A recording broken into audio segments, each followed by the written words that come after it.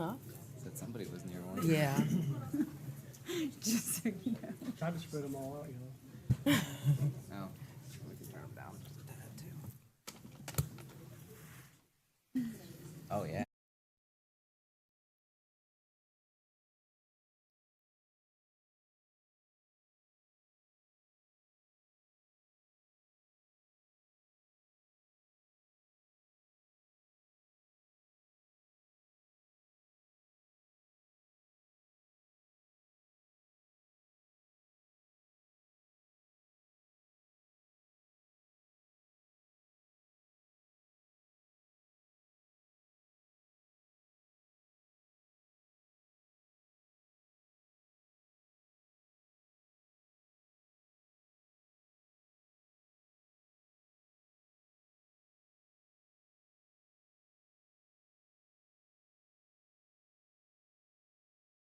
Yeah, great. Hang on, let me turn my microphone on. Wrong thing, that's just an image. I'm like, I thought he was gonna. We'll call the meeting to order. This is the City Commission meeting. It's August 17th, 2026 at 5 p.m.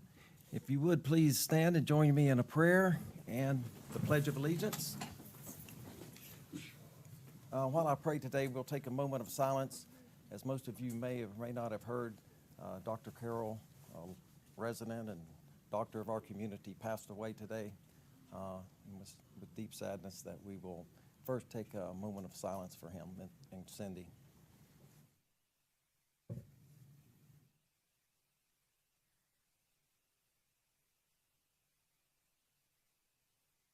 Father, we love you. We honor you today. Lord, I thank you for our city. I thank you for the many great citizens we have, and especially for Dr. Carroll. We lift up their family. I just thank you, Father, for giving them strength and just courage to go through this very difficult time in their life. We just lift them up before you and ask your blessings upon them. Lord, and for this meeting today, we thank you for your wisdom and guidance in everything that we do and say. Lord, that every decision will be honorable to you. It'll be the betterment for this city and for our employees and all that work here. We thank you for it. We pray this in Jesus' name. Amen. Amen. Pledge allegiance to the flag of the United States of America and to the republic for which it stands, one nation, under God, indivisible, with liberty and justice for all.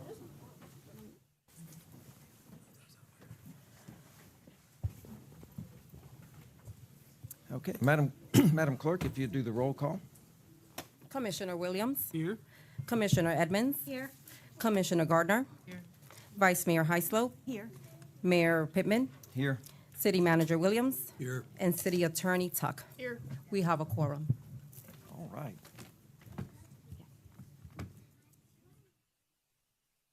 Any changes to the agenda? No changes, Mayor. Okay, any comments from the public today on any non-agenda item? If so, you can come to the podium and state your name and address. Yes, sir. Non-agenda item, yes. I didn't get a card, so I guess I need to ask you about a card or something. Yes, I believe he's getting it for you. It's in the front. There's my card. You can just state your name and address, and then you can fill that out. My name's Leonard Whitaker. I live at 1434 Grattan. Everybody knows me as Termite around here, so I work with the sheriffs and the city police department with the tow yard. But I came with a complaint about something that I've come to a few times to the city manager, and he needs somebody else to help him because he ain't never there. And I've talked to the code enforcement, and I've talked to U.S. Sugar. Concern I have is Davison Road. Davison at the railroad tracks. There's a big open manhole that's been that way for some time, and it's really a concern of mine that a child will fall in that hole. And don't hand me the thing they shouldn't be there because we all know kids are going to be kids. It's at the tracks. It's a big open steel hole. There's a steel lid there. I've been to everybody that I can think of, and I don't know if I'm coming to the right place, but I know that this side of the canal, the city's still correct. Yes. It's on this side of the city, or I'm saying it's in the city at the railroad tracks, between the railroad tracks and the ditch. That is a concern that needs to be addressed pretty freaking quickly before one of these kids going from the school back and forth that walks through their horse playing, whatever. Today's near miss is tomorrow's accident. Right. We don't need a bunch of vultures flying around to find that there's a child inside that hole. I appreciate It you is bringing very, it to us. I'm very harshly on that. I will be back every meeting until that thing's took care of, because I did everything I know to do. I went to city, county, railroad, everybody. I went to Mr. Atkinson, and it's still freaking open. I'll go look at it tomorrow. Yeah. I believe you said you were gonna go look at it before. Well, let me tell Excuse you. my language, Hey, but I'm he gonna go. ain't never been there I'm to gonna look go. at it. But I would please Now I'm gonna go. see to it that it gets done. There's, you. God Yes. bless, thank you. Do you have a And- cell number? Sir? A cell number? Negative. How would I get a hold of you? You don't need to get a hold of me, we just Well, need to you'll get know that it's fixed. Sir? You'll know it's fixed. I'll know it's fixed because I make more trips around this town than most people do. Ask the officer back there. appreciate your concern, and Thank you. thank you for bringing it to us. Yep. Any other public comments? Okay, we have a few presentations today, and it's our honor to do so. The first one is for the 100th birthday of our special guest today, Miss Helen Endicott York. She's sitting on the front row. You do not have to stand up if you do not wish. But we have a proclamation for you. And I would like to read this honoring the 100th birthday of Miss Helen M. Endicott York. Whereas Helen M. Endicott York was born on September 4th, 1926 in Enfield, Illinois. And on September 4th, 2026 celebrates her extraordinary milestone of her 100th birthday. And whereas Helen married Delman Leon, known as Shorty, and together they raised 4 daughters, Karen, Kathy, Christy, and Carol, all with a K. And they built a family whose legacy is now 6 grandchildren, 9 great-grandchildren, and 8 great-great-grandchildren. Can you remember all their names? And whereas her family moved to Clewiston in June of 1962, where Helen joined the First United Methodist Church that same year and remains a faithful member to this day. And whereas Helen shared her time and talents with her church by singing in the choir for 58 years and teaching Sunday school, enriching generations through her faith, service, and example.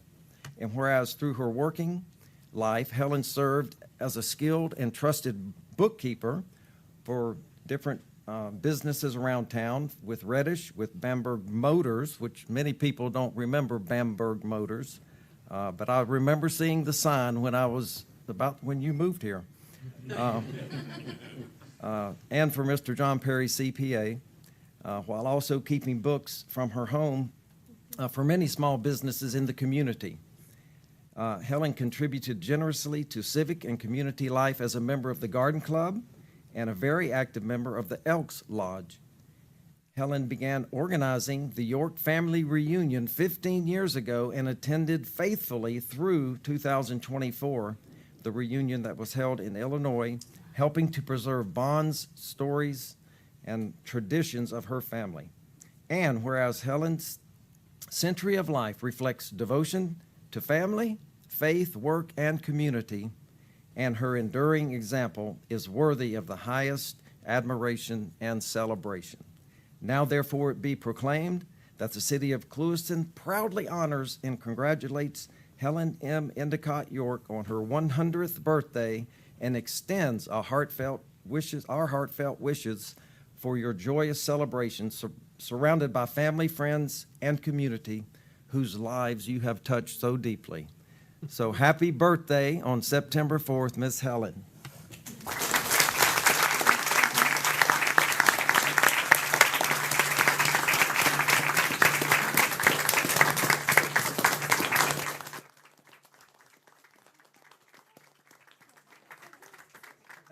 Yeah, and with her family as well? Yes. There's some over here. We can, yeah, let's go down and get a picture.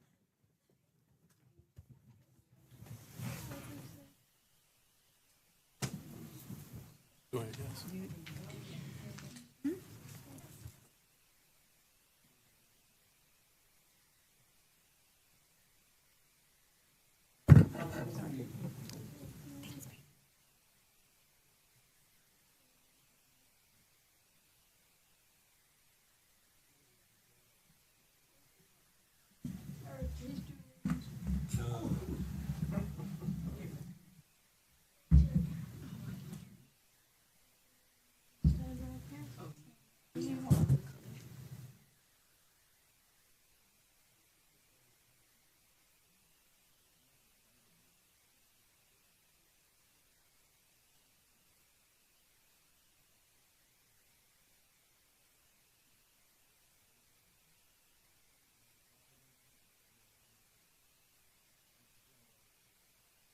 Okay, who's snapping a picture?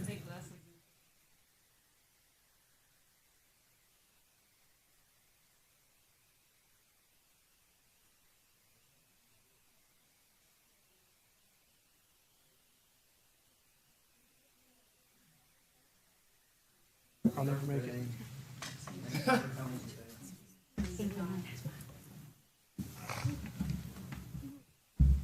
Which way you going?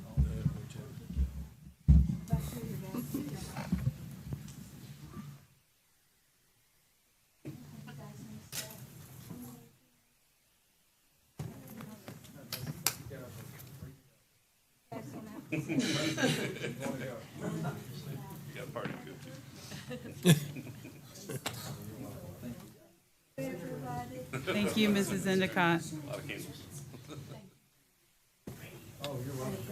Yes, ma'am.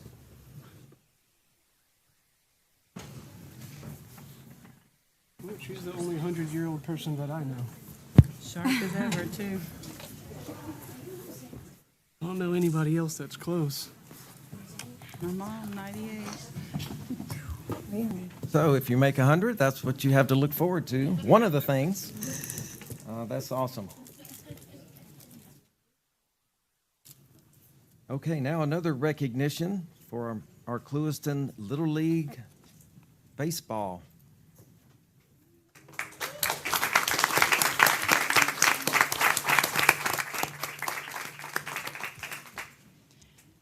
So I prepared a speech so that I wouldn't stay up here and ramble for hours because Lord knows I could.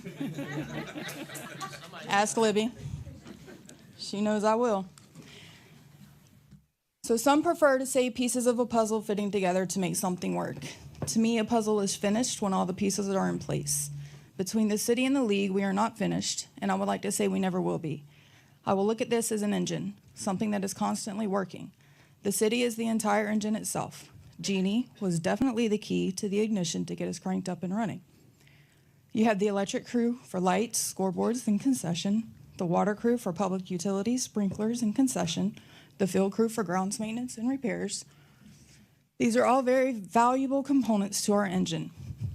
The donations of the scoreboards from U.S. Sugar, the City of Clewiston, and the Rotary Club, local businesses sponsoring teams, volunteers from all around just to lend a helping hand where needed, all valuable components to our engine. Everything working together to make this, hands down, the best season in years. Yes, at times, oils need to be changed. A spark plug goes out, and we spit and sputter a little bit, but we still ran. This year, the communication to get these parks fixed quickly and efficiently was remarkable, so we didn't spend too much time spitting and sputtering. It was such a stress reliever to get to the fields and see there were no safety issues. I believe it even carried better attitudes among our coaches and volunteers because they were happy to show up, and instead of stressing about having to fix a hole in a home plate, they could focus on warming up their players.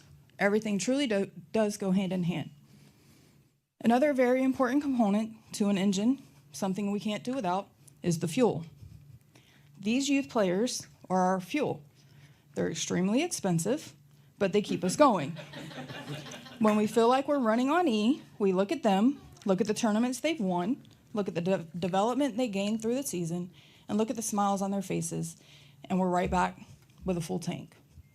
This season, we were able to host district all-star tournaments as well as sectional tournaments, something that hasn't been done in years. But we were able to do it because of everyone's hard work pulling together and working as a team rather than working against each other.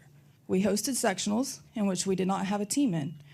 Every coach from these other teams made it a point to seek myself or a board member out before leaving to say thank you for the hospitality, and y'all have some really nice fields.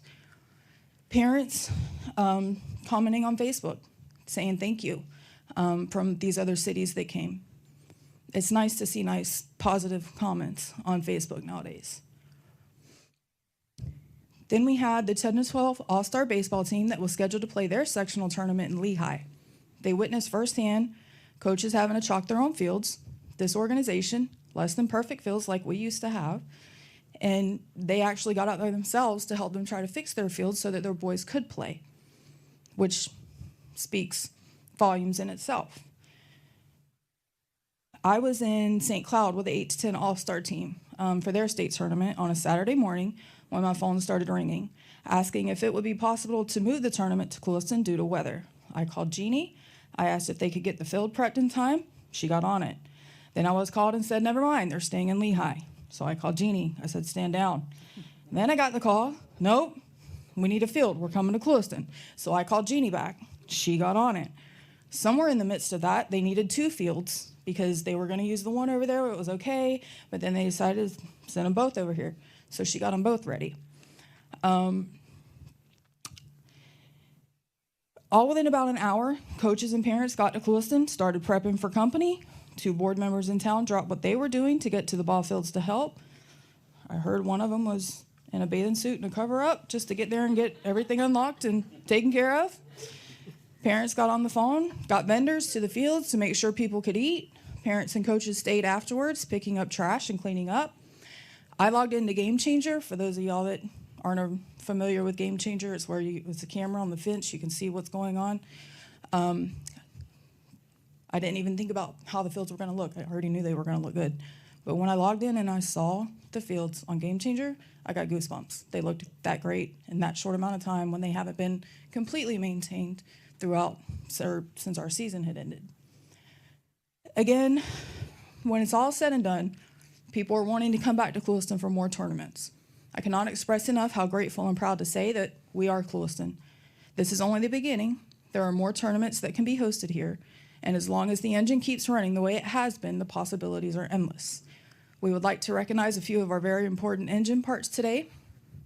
The work that's went into these fields is not just someone getting paid to do their job. To go to the rec meetings and know what's being done to all these parks in Clewiston on top of major improvements that have been made at the ball fields is unbelievable. The men that work on these fields need to be recognized. They're not just throwing chalk down and filling in a hole. They are doing their work with pride, and it shows. At this time, we would like to recognize Martin Carrillo, Samuel Molina, and Christian Guillermo. If y'all could come up here.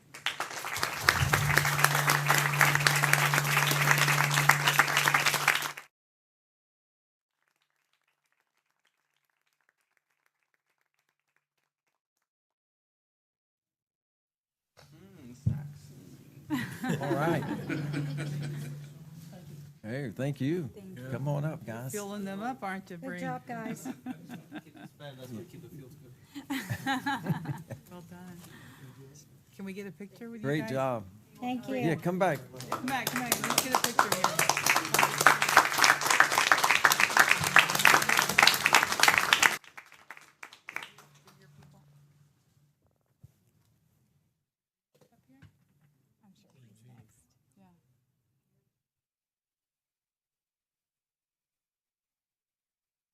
Thank you, guys. Appreciate it. She'll probably be coming.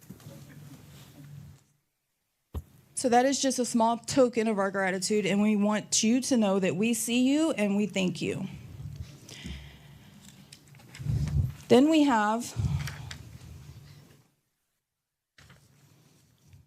the 10 to 12 Baseball All-Star District Champions. This group is compiled of your best players from the season in the division to compete against the best players from the other leagues. And these boys dominated the district tournament. But before they come up, Coach Travis Page would like to say a few words. So I had the pleasure of coaching these, and I ramble. I don't have a speech like her, but she hit on it. I can aggravate a preschool teacher, but so I had the privilege of coaching these kids, right? But before we can coach and put this together, right, Bree hit on it, we've got to have somebody to put it together, right? And there's nobody better than that, than Miss Rojas, right? She gave us everything we needed, dropped everything she was doing, and was just instrumental on not only because the kids have so much availability to play these days, whether it's going out of town, whether it's doing this or doing that. And, you know, some people aren't as fortunate to do that, right? So we gave them something to do here where they don't have to travel. And you've done a good job at that, Bree. And don't say it enough. I'll keep saying it. You're doing a great job, and we appreciate it. Yes, thank you.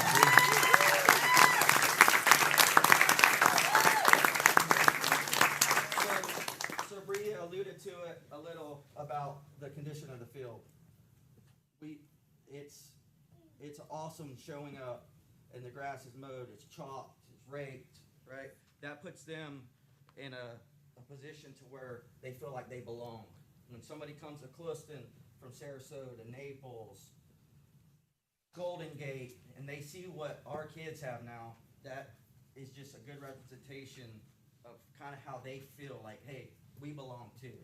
And that Coach Rudd and Coach Robbie, I don't see Robbie, but that's all we wanted these kids to feel this year is like, hey, we belong here, right? And we've done that, and they've done good. One person, Coach Rudd, will you stand up? So this is a true definition of a volunteer. None of these kids right here can raise their hand and say that they're related to Coach Rudd. I asked him, you know, to be an outside voice for us, and he stepped up, and that's true volunteerism right there. And I'll be forever grateful to you. Thank you. Thank you, man.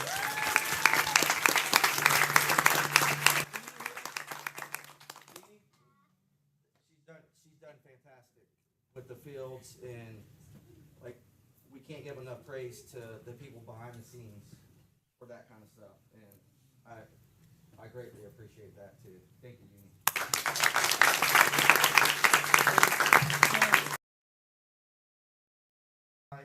And it was raining, and we got, you know, on short notice, we had to move. Not just Clewiston, we had to move Clewiston, Sarasota, Fort Myers, who else was there? Golden Gate, right? They all had to come to Clewiston in 30-minute time frame. And they done it. We got John Boy open for the umpires this all happened within minutes. The umpires stayed behind and told me, it's like, hey, you guys got to start hosting more stuff. We want to come to Clewiston. And that's everybody collectively here working together and just being better, right? Y'all are planning for the future today after we're done and I'm done talking. But there's no future unless this is the future, right? And That's right. And I'll tell you, Clewiston is in good hands with this group of kids right here. That's all. We're in good hands with this shaping the future. So. Well, we're in good hands with you guys coaching and the city staff and the guys that keep the fields and the parents. So we're in good hands, and I'm really grateful for that very much. If I could just recognize 3 more people, lovely Miss Carisha and Beth.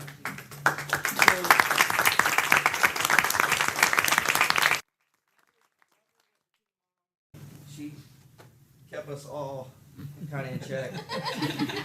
And Carisha, John Martin's mom, and Beth, Avery Green's mom. So these games don't just happen and stop. Them 3 stayed after, 7:30, 8 o'clock at night. We were making sure everything's closed. They were making sure everything's closed. And everything was kosher. And it was, I really appreciated that. And that's the kind of stuff that keeps people coming back. So on behalf of these 10 and 12-year-olds, we thank the city. We thank everybody supporting us. We felt it. We love it. And we're going to do it again. That's right.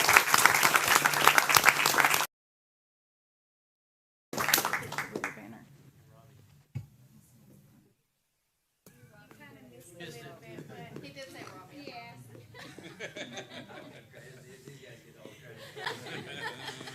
So, ladies and gentlemen, your 10 to 12 baseball district all-star winners right here.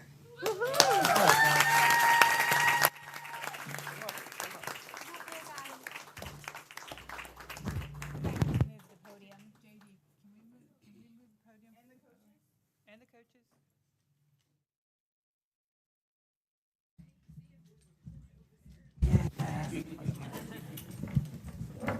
Oh, you want to scoot in?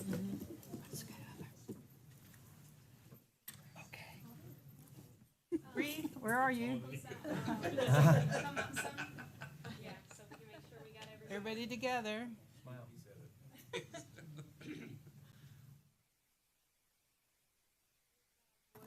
All right.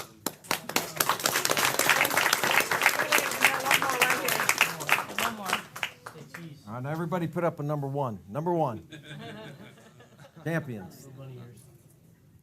Yes, all right. Congratulations. Well done. Thank you.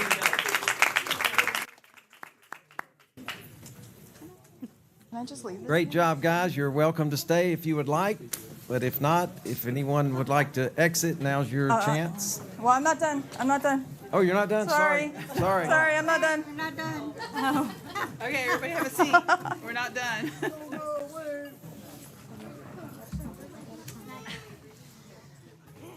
So to put things in perspective, last season we had the 8 to 10 baseball district winners, and that's it. This year we had the 10 to 12 baseball all-star district winners. We had the major level TOC winners, and we had the 8 to 10 girls district winners that went to state. We only need to keep increasing those banners because those banners will be hung up at the field. If we keep doing what we're doing, it's only going to get better. In closing, I would like to again express our sincere gratitude to the city and everyone involved for pulling things together to make these things possible. We know the physical aspect is tiring, and we do know it's not cheap for these improvements. The Little League Board will not be requesting to waive their fees for these facilities. We do believe it is essential, and visiting other areas and knowing what other places pay or have to do, we are grateful the fee is what it is. With rising costs in uniforms, new implementations of backgrounds, rising food costs, everything else, it's not like leagues can afford much more, but we feel that $1,000 is a fair price, and we are not waiving. In order to keep these improvements going and these things happening, we feel it is a necessity. Looking at the players in the room are the ones on any sports field they are on, whether it be soccer, football, volleyball, pickleball nowadays, wherever they're at. We never know which of these players will play in high school, college, or professional sports. It is possible that some of these players may only be able to go to college on a sports scholarship. What we do know, and statistics show, is it starts here. We do know for even the players who may not go that far, this is a safe place while they are at practice or at a game. Thank you, everyone, again, for their efforts. Thank you for allowing us to recognize these players here, and thank you for taking the time to listen to all the good things that have happened. And please know there's more to come. We do have an annual board meeting Wednesday evening at 7 at the youth center. It's open to the public. Everybody's welcome to come. We intend on doing more tournaments. Lake Placid is joining our district because, yes, on the field with amongst other leagues in our district, we are competitive. We're there to compete. But behind the scenes, the leagues are coming together to work together to build camaraderie. So the camaraderie between here, LaBelle, Lehigh, and now Lake Placid, it's only going to get better. So thank you guys for everything. Thank you.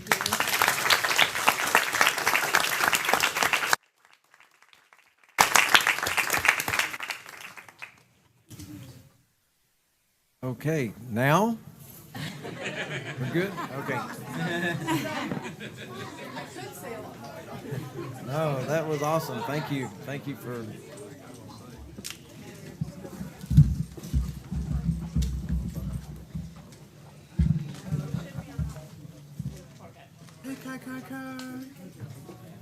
Great job.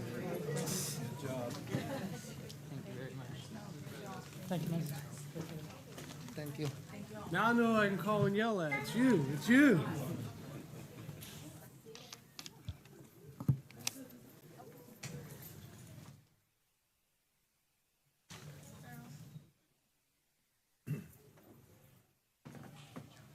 Okay. We have 2 more presentations, and I'm sure they won't be as long as the previous, although I did enjoy it. Next is our Red Speed. Oh, sorry. Let's have the gun. Y'all want to swap, it's fine with me. Who's but- got the longest drive?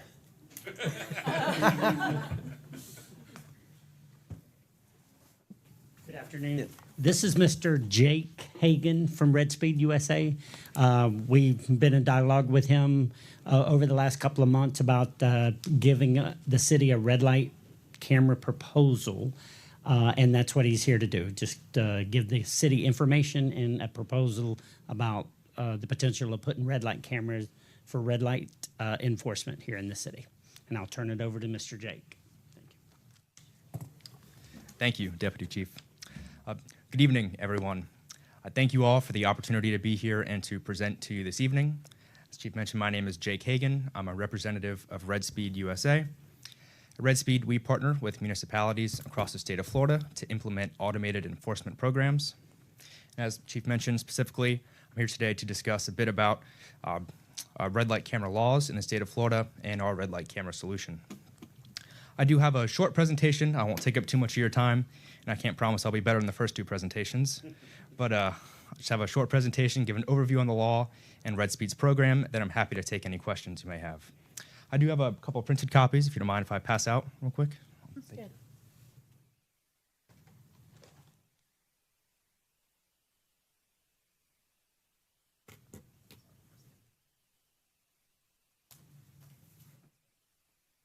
Thank you.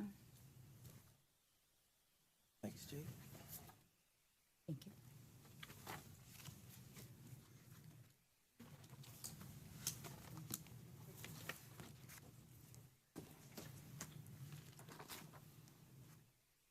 Right, so with that, I'll go ahead and get started.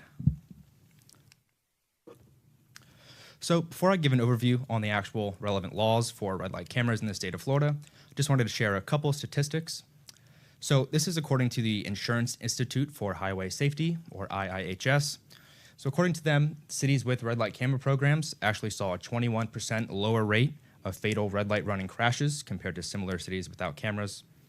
At the same time, all types of fatal crashes at signalized intersections were 14% lower where cameras were utilized. Finally, studies have shown that red light cameras at signalized intersections can reduce injury-causing crashes by up to 29% after implementation. This is especially important for cities such as Clewiston, being on a major corridor between the Tampa area and the Miami area on US 27. Sees a lot of out-of-town, a lot of commercial traffic. This is exactly the kind of course, the layout to our increased public safety risk at these signalized intersections can occur. So we'll give a quick overview on Red Speed.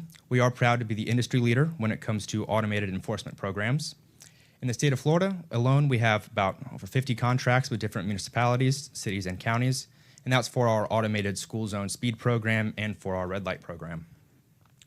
For the school zone in particular, school zone speed program, which is a very similar back office system automated violations, very similar to the red light camera program. We have over 900 school zones live and under contract. And for the red light cameras in particular, we have over 100 intersections or approaches with red light cameras in the state of Florida. We have, yes. I see that Hendry County is highlighted there. Do you guys work with the county or LaBelle? We do not work with Hendry County, actually. Okay. Specifically in Florida and Georgia, though, we do have roughly 70% of the total market share. That's for the school zone speed and for the red light cameras. Black is still in the black. No, Oh, I we're the assumed, next one. okay. No, I assumed the black ones were the ones that you were working with. Of course. So the grayed out areas are the ones you work in? Yes. Yes, that's correct. Okay. So specifically for red light programs, we do work with some of the largest municipalities operating red light camera programs. That includes Hillsborough County, the city of Sarasota, and the city of Coral Gables. We also work with the Winter Garden Police Department, Miami Springs, and Sunny Isles Beach as well, just to name a few. Specifically for Sarasota and Coral Gables, we have continuously operated red light camera programs with those two cities since 2018. So we definitely have an established red light footprint in the state of Florida.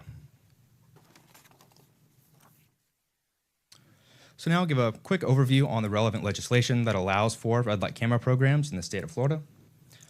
So in particular, we're looking at the Mark Wandel Traffic Safety Act, or Florida Statute 316.0083, which was enacted in 2010. Now, according to this law, local governments or cities are allowed to deploy traffic infraction detectors, or red light cameras, at signalized intersections. Now, according to the law, a local ordinance is required to be passed authorizing automated red light enforcement through the City Council, and there also is a mandatory 30-day warning period prior to issuing paid violations. Also set at the statewide law, a bit about the actual violations themselves. They set the fine amount at $158 and their civil penalties, so they actually have no effect on insurance or effect on no license points associated with these violations. Are you Yes. required to put a sign up that says red light cameras ahead or something like that? Yes, there is requirements for signs on every approach for the red light cameras, and we actually install those. There we install an individual sign prior to the actual intersection and a sign on the actual pole itself where the actual traffic light is. So that's something that we would take care of at red speed. So also included in the Mark Wandel Traffic Safety Act is the breakdown of the actual revenue. So of the $158, $75 of every civil penalty does go back to the city operating the program. So if the city would ever look at potentially operating a red light camera program, the city would retain $75 of each violation, and that would be available to fund public safety initiatives or any other initiatives the city would choose so. But that $75 per ticket would go back to the city. The other $83 split between a couple buckets at the statewide level. $70 goes to the State General Revenue Fund, $10 goes to the Department of Health Administrative Trust Fund, and $3 of every violation goes to the Brain and Spinal Cord Injury Trust Fund. Now, these programs are led by the local municipality, by the city. Oh, yes, Equals Mr. Mayor. 158. Yes. How do you get paid? So a Red Speeds model, we actually operate a turnkey program. So we operate, we'll actually manage the entire process. We will actually submit all the permit requirements on behalf of the city, handle all the construction, all the installation of the technology, and we will handle all the ongoing maintenance. All violations are ultimately approved by the police department, but on our back office system, we will actually process those violations. After ultimate approval by the police department, we will mail and print the violations, and we'll handle all customer support. Now, our turnkey model comes at no out-of-pocket cost to the city whatsoever, but the way we fund our initial investment and fund the ongoing cost to implement the program is by taking a fixed fee, that's $3,850 per month per camera, and that's taken out of the $75 fund. Out of our 75 or the state's? Out of the $75 to the city. So that's how we fund our actual cost of implementing the program.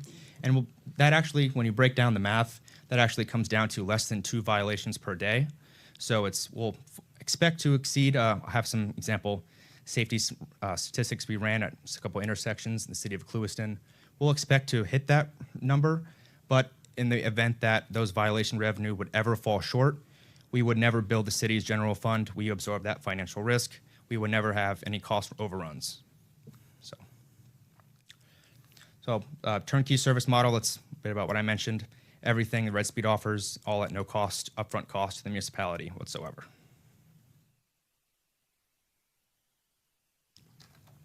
So expanding on that a bit, I want to talk a bit about our typical contract structure and the overall risk to the municipality. We pride on our agreements being very pro-municipality, very pro-city. We don't want to impose any undue risk on behalf of the city for implementing these programs. So as I mentioned, there's no out-of-pocket cost. If violation revenue from that $75 bucket actually fails to cover the $38.50 fee for Red Speed, we will never charge any upfront fees or take from the city's general revenue fund. Also included in our contract is termination for convenience. So that means, of course, the city may terminate any agreement with Red Speed at any point without cause or penalty, and city retains full authority to do so at any point, cancel the contract throughout the entire life cycle of the deal. So we've never actually had this happen before for a red light camera program in Florida. However, if that were to be the case, we would simply buy no cancellation fees. We'll just simply come and take our equipment, take out the poles, the cameras, and cease issuing violations. Additionally, just one point I wanted to mention, these programs are legally defendable. In fact, no Florida court has actually invalidated a properly enacted red light camera program since the Mark Wandel Traffic Safety Act took effect in 2010.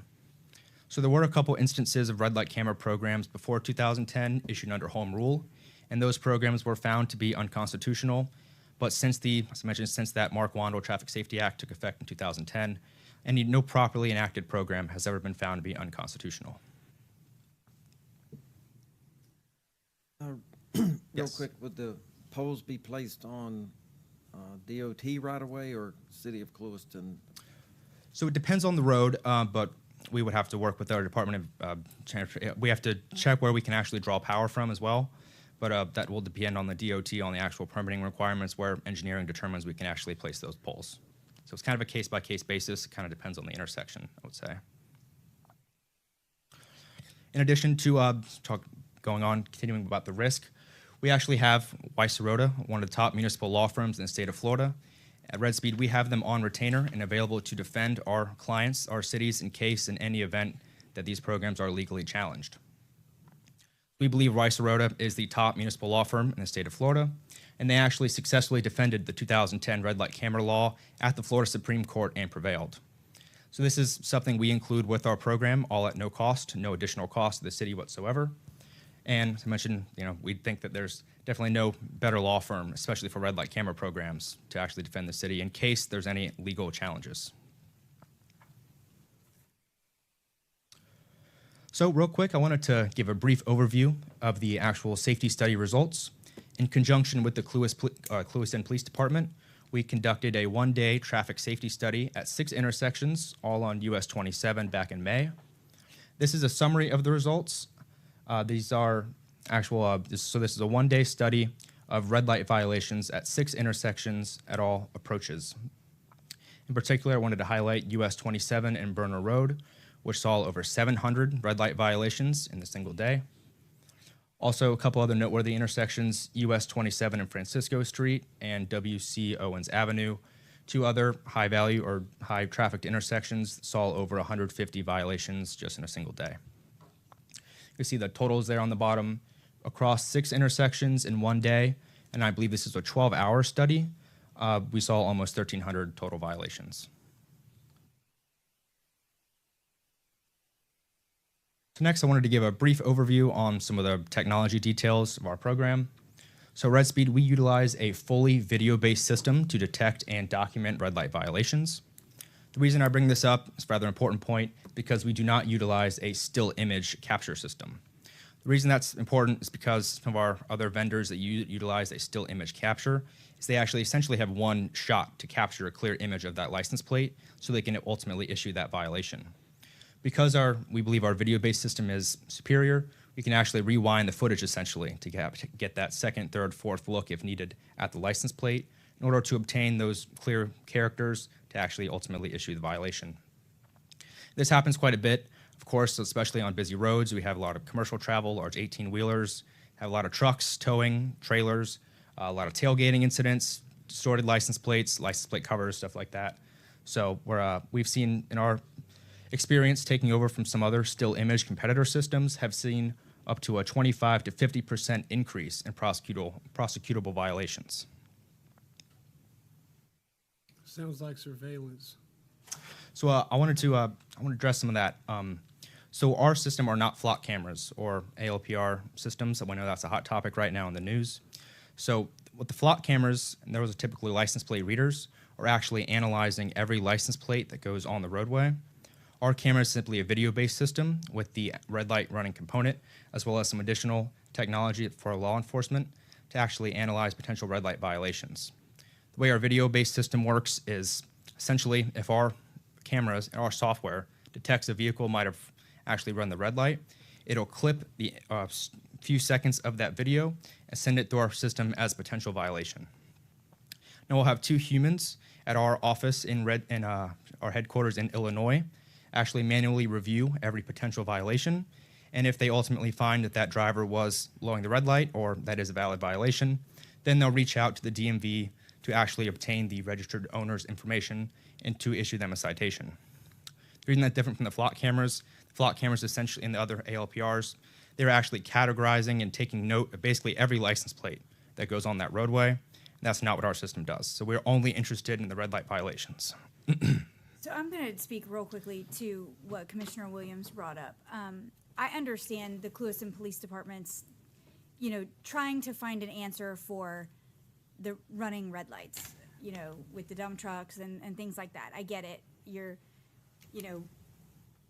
We catch a lot of heat on social media as a municipality for red light runners and things like that.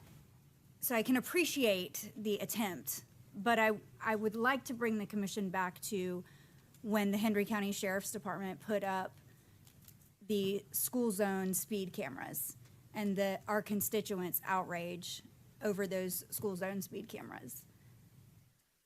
For that reason alone, I don't think that this is the direction that we should go, personally. Past we've had experience with this, and I can tell you that the concern of somebody running a straight red light is certainly a concern. I can see here where you in one day got, from all of the cameras, 190. Could have been 190 citations. So at $75 a pop, it does add up. Maybe that's just one day a week. There could be others, but but my concern with any red light program is what I've learned from the past. Right turns is where you have the majority of the violations, and I saw one today. A guy was pulling out to make a left-hand turn, light turned red on him, and he was over the white line, and I know in the past that would have been a violation for him. And that white line on the right turn is a problem, and that's where the majority of them. In one day, 1,286. And I know people stop, it's just where they stop, and I've had that experience in the past. So it is a concern. And so my question to you is, does this program could it work just with the straight red light running? Yes. Not left turn or not right turn, just straight running a red light on Highway 27? Yes, absolutely, and that's a great question. We get that a lot. So there actually is a provision within the statewide law that allows, or it says a violation cannot be issued to someone. The technical language is carefully and prudently going through the intersection. Essentially, if they're slow rolling or going quick or slowly through the red light, but to make that right turn on red, you're not allowed to issue a violation. So red light violations are allowed to be issued, but what we've done in the past is actually, because we have our fixed camera and can take the time distance measurement, we can actually detect the speed of the vehicles. So in conjunction with the police department, we could actually set some guardrails regarding red light camera or red light turn violations. So my question is, does this program work with just straight running the red light on Highway 27? No left turn, no right turn, just a straight running of the red light? We have operated at least without red light or without right-hand turns in the past. Yes, we've done a program like that. Yeah, so I was looking and it said on Burner Road, 426 of the 432 westbound violations and 204 out of the 213 eastbound violations were rolling right-hand turns rather than vehicles driving straight through the red light. So, it's a lot of impatient people. No, and like I said, we could set those guardrails in place, and when considering actually implementing any future program, we could not do right turns, or we could set only right turn violations to vehicles going a certain speed through the intersection. So of course, I completely understand if anyone's going at a very slow pace going through the right turn on intersection, there's no need to issue a violation to those vehicles. So that's 100%. We see that we get that concern quite a bit. And it seems like years ago, they did set a speed limit on the right-hand turn. If you were going over, then you got the ticket. Way back when the other cameras. From what I remember, if you cross that white line without stopping in front of the white line, you got a ticket. So that's where the majority of the tickets came from what I remember. And we did cease the program because it wasn't actually, once the people realized they were red light cameras, they stopped at that red light on Highway 27. Well, that's going to be his problem. Yeah. Do you have a percentage decrease after X number of time that you've seen? So I don't have that in the presentation themselves, but I can follow up with those statistics. We do expect, of course, safety is our product. We do, of course, expect to see, ideally, a decrease in the violations, and we do account for that as well. In the contracts to start, there has to be a 3-year contract up front? That's flexible. So we can work with the city on any given term you guys would like to talk about. That is a flexible component of the contract. Well, I can mention real quickly a couple other features of the actual red light cameras themselves beyond just issuing red light violations. Our program, our software actually operates a multi-function safety platform. Our software is built to detect a number of different additional anomalies, traffic safety anomalies, and alert law enforcement beyond just running the red light. 2 in particular I wanted to highlight are our wrong way driver detection and our accident detection capabilities. So the way this works, very simply, if a vehicle is traveling the wrong way on a given road, or if a collision occurs in front of that red light, our software is actually trained to detect that and would immediately notify the police department. So are these constantly filming? The video or the red light cameras are 24 hours a day. Yes. So they're not triggered by any action. They are constantly filming the road. Because I see here you have like the license plate rewind and the archive video. Okay. Yes, they are I just live. want that to be clear, like for the public's consumption. Yes. And yes, there are live and archive view capabilities of the cameras. The police department can pull up a live view 24 hours a day if they choose to do so. And there's also do archive 30 days of footage for the police department as well. And that's available to assist in additional cases, looking for evidence and giving additional beyond just red light violations, can assist in building other cases or look like case for accidents or whatever the case may be.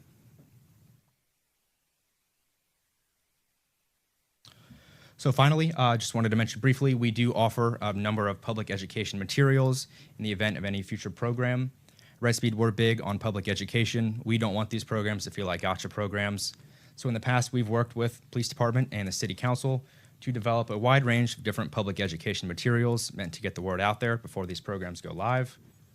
We've put together FAQ documents able to be uploaded to the website, custom enforcement maps, professionally produced PSA videos, as well as safety-focused posters and statistics, really able to get the help, whatever you guys need to help get the word out there, we have been able to put together at Red Speed.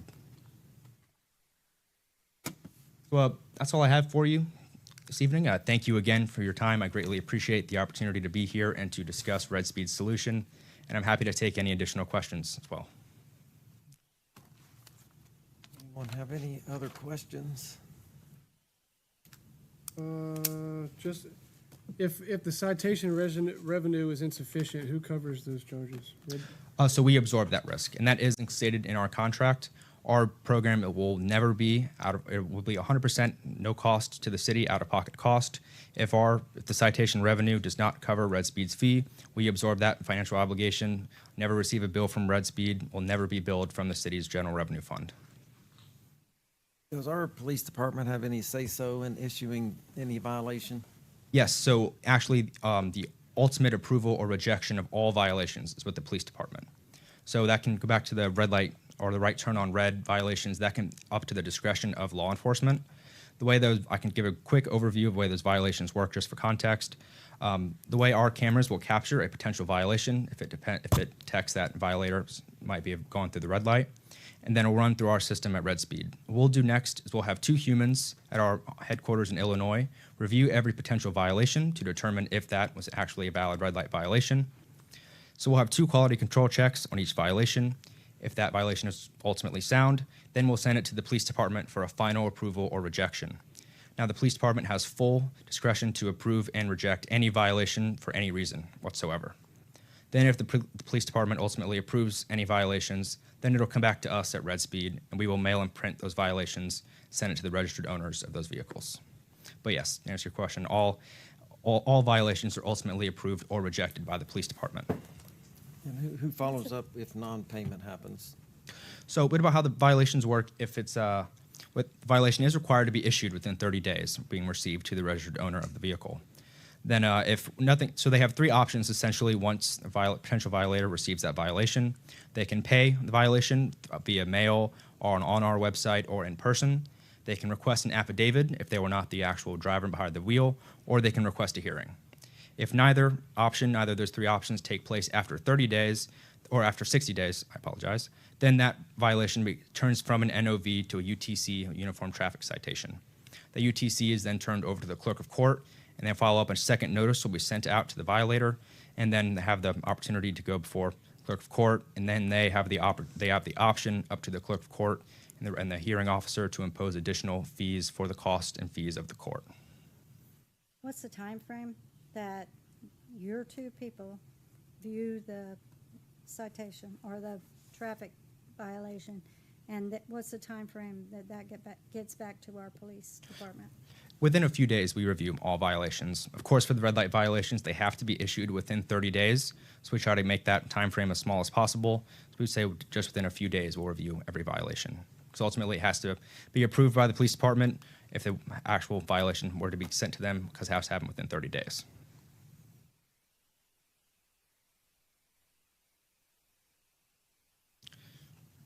Other comments, questions? Deputy, you got anything to add? I did want to say one thing for the record. The DOT cameras that are on 27 are recording 24/7 live. There's no rewind feature, but we have access to those cameras as well. And we could pull up any of the DOT cameras through any of the intersections today and see. That's something that the state done and had existence for quite some time. How many cameras do we have?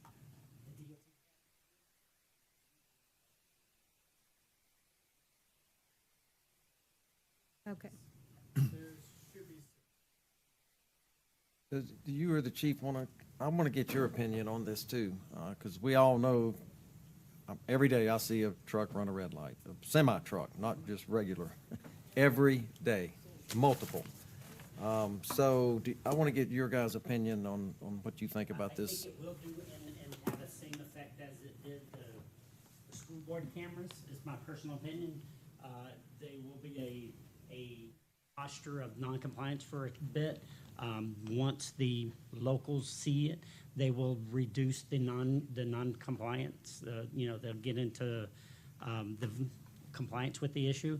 I will tell you, unlike the school zone cameras, this has a greater potential to detect a violation of a non-constituent than the schools. The schools have a greater propensity to detect constituents, where this, I don't know what the average would be, but I would say it's much greater than 50% will be non-constituents, transit traffic coming through there, because over 23,000 vehicles a day cross 27 through here every day of the week. And out of that number, you can imagine how many are not Clewiston citizens. So you were actually dispersing the cost out much greater outside of the city. I'm sorry. Yeah, yes, 100%. If I may expand on that, I would imagine it'd be kind of roughly similar numbers to some of the totals we see out of the Sarasota red light program, being on Tamiami Trail, also a lot of out-of-town traffic going through those roads. We regularly see well over 50% of the actual violators themselves are from out of town or non-residents. So I would not be surprised if ultimately that statistic was even higher on the US 27 here in the city of Clewiston. I know if I'm using a map app to help me find where I'm going, it will actually say red light camera ahead. So it does, you might get warned in more than one spot.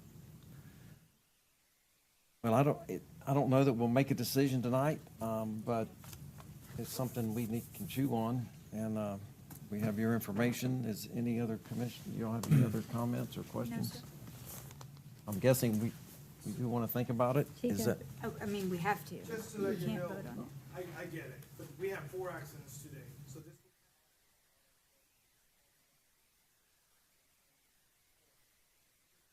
Couple hours, one from McDonald's, there was another one in US 27, off Burner, it's just constantly.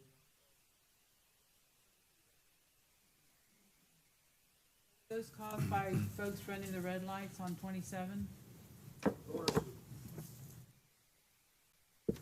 get it on Francisco and 27. Well, I greatly appreciate the opportunity to be here and to discuss the program. You have my contact information. If you have any other questions or follow up with anything, please feel free to reach out anytime. So thank you for the Hey, opportunity. Jake, thank you. Where are you driving to tonight? Tampa, Florida. Oh, okay. There's a red light camera in more. There's a lot of them. Well, you're welcome to exit the building if you would like. Thank you for coming. You know, my thing, running the red lights, I'd love it for that, because you do see it every day, all day.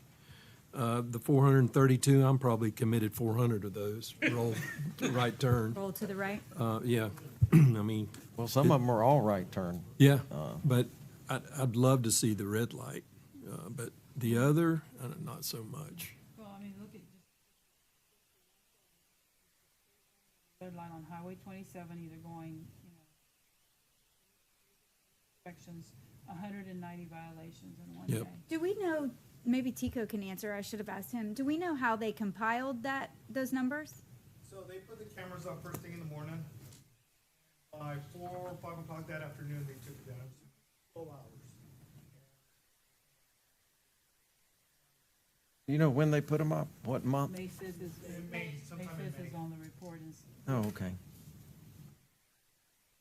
So that would be not really even our peak season. I mean, it's kind of the end of this, past the end, really.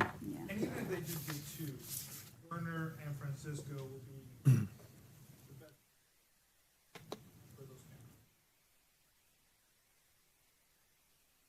Okay, any other comments? All right, we will invite Lynn Mila to introduce our next presenter, which I think many people will be interested in. I think so. Naveed Nawakatar with FMPA, Analytics Vice President.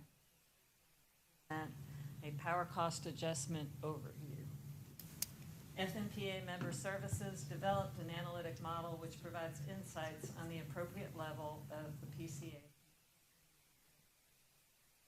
Staff and FMPA meet via monthly update and review.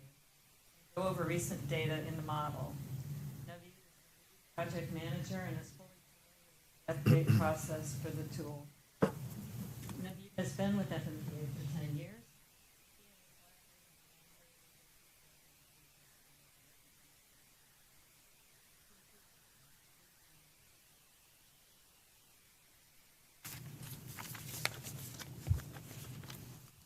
Good afternoon. Thank you all for having me. Really appreciate it. And as a lifelong baseball fan, it's really cool to see the really crushing it. So thanks for scheduling it so I could see that. That's very cool.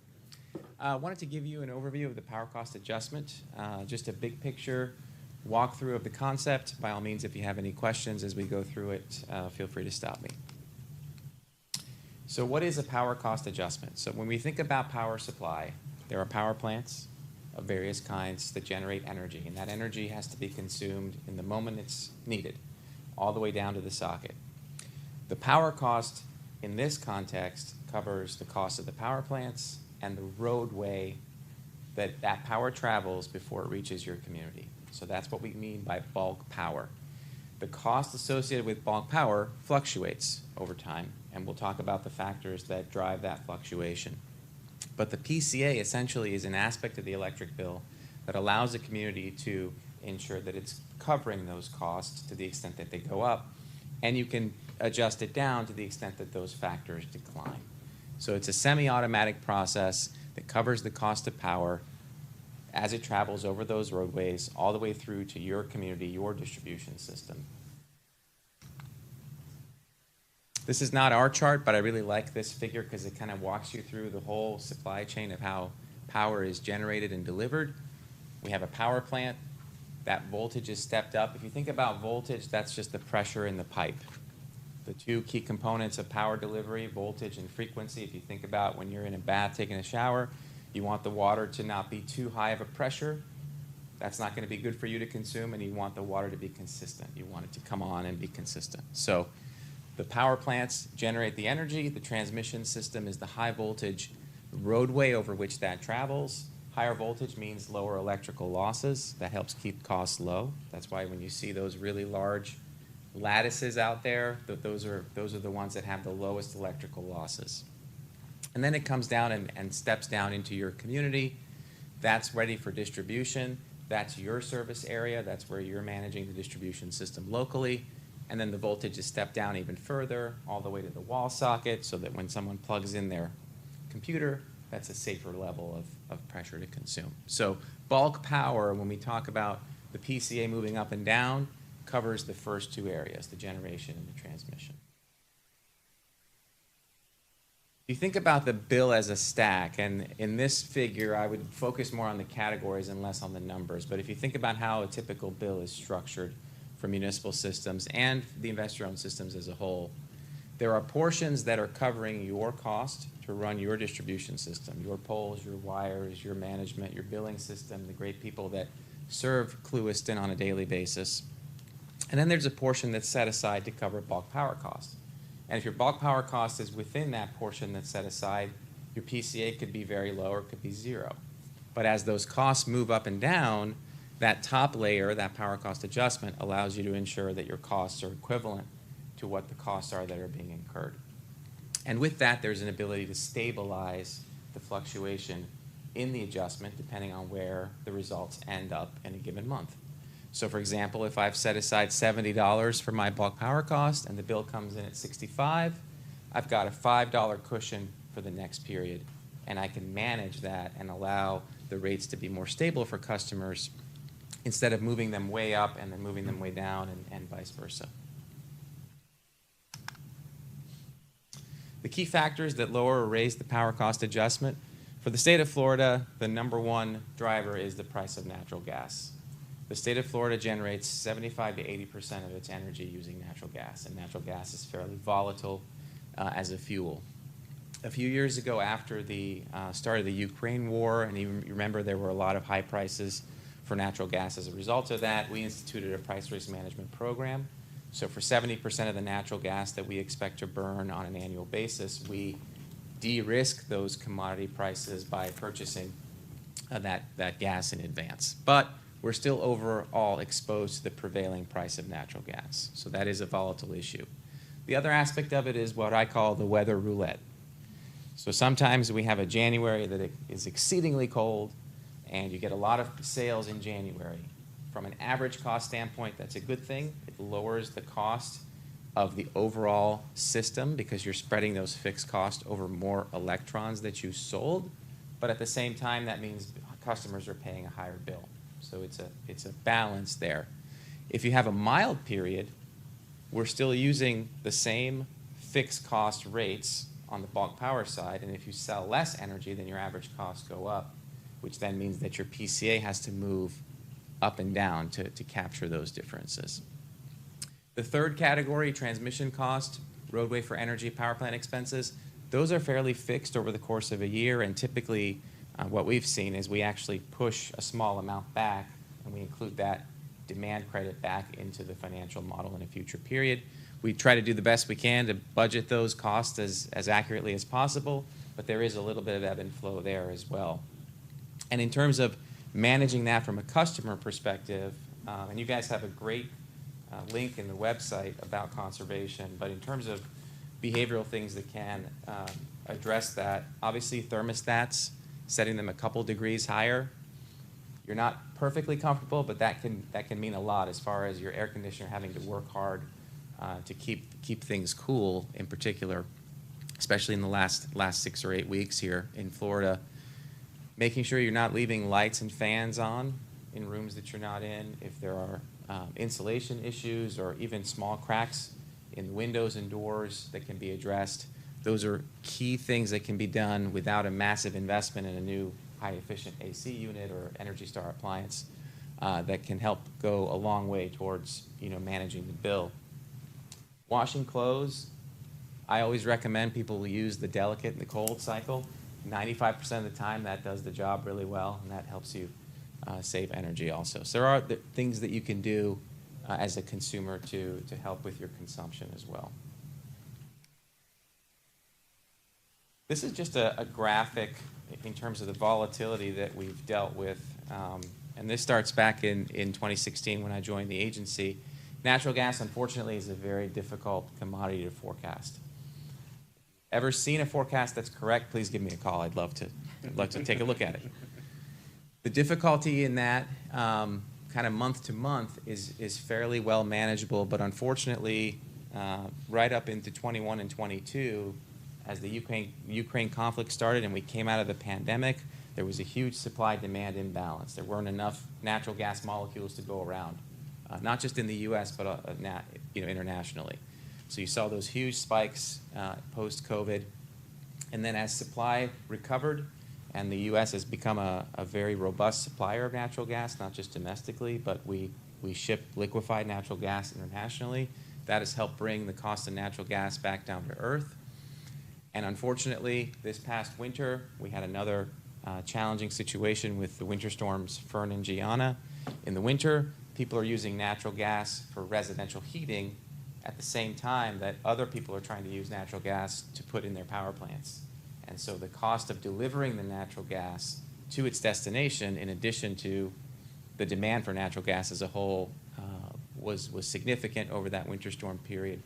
And even though we were price risk managed for a significant portion of our consumption, and that helped lower the cost to something that was much more manageable, we were still exposed to higher market prices for that. That blue curve there, that's what we call the forward curve. That's an indication of where the market thinks the prices will be here moving forward. It's just an indication of the transactions that are taking place at the time that this was pulled. So if you pull it next month, it might say something else. And if any of you have ever looked at some of our All Requirements Project FMPA rates materials, we show that curve every month because it does change every month. And as you get further out in time, the uncertainty is higher in terms of whether that price is actually going to be realized. And that's a key question analytically as you're looking at, what do I want to do with my PCA? You have a crystal ball, you have a little bit of a horizon as to what it's going to do, but really beyond 12 months, it's far less certain. So you want to try to maintain some stabilization typically so that you can ride out those high periods. And just to wrap up, most communities, the target is to be relatively stable, avoid lots of charge changes, in a high degree on a month-to-month basis. Part of that is managing stabilization. So when times are good and times are stable, if there's a little bit that can be put into stabilization, then that offsets bad times later on or high cost times later on by pulling from that stabilization. And you can combine that with the idea of smoothing. So if I am over recovered a little bit, I put that in stabilization. If I'm a little bit under recovered, the question is always, how long am I going to take to claw that back?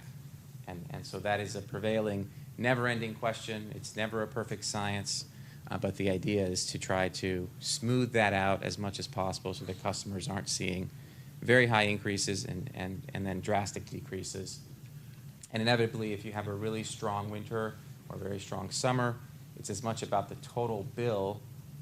So the piece that adds to this is the customer's consumption levels are higher. So conservation obviously is an aspect to continue to message around. So with that, we'll take any questions. Okay. Anyone from the audience, if you have a question, some of you may have come because of your power adjustment cost. You're more than welcome to ask a question at this time. Naveed, I know that FMPA at the conference that we were provided the list of municipalities and the rate for each of the municipalities. And can you just talk a little bit about that, how we compare as a city to the other rates, to other city rates? Sure. So Clewiston's rate, we look at residential. We tend to focus on the residential per thousand. Obviously, usage varies higher or lower. But your rates right now are highly competitive, below the municipal average and below the IOU average as well by a significant amount. And as a municipal consortium, if you look at the 33 municipals, we've done very well over the last couple of years to balance reliability and investment in the systems that we operate with the competitiveness of the rates, and you see that in the data. It's a never-ending challenge of balancing the two, but municipals as a whole have done an excellent job of doing that.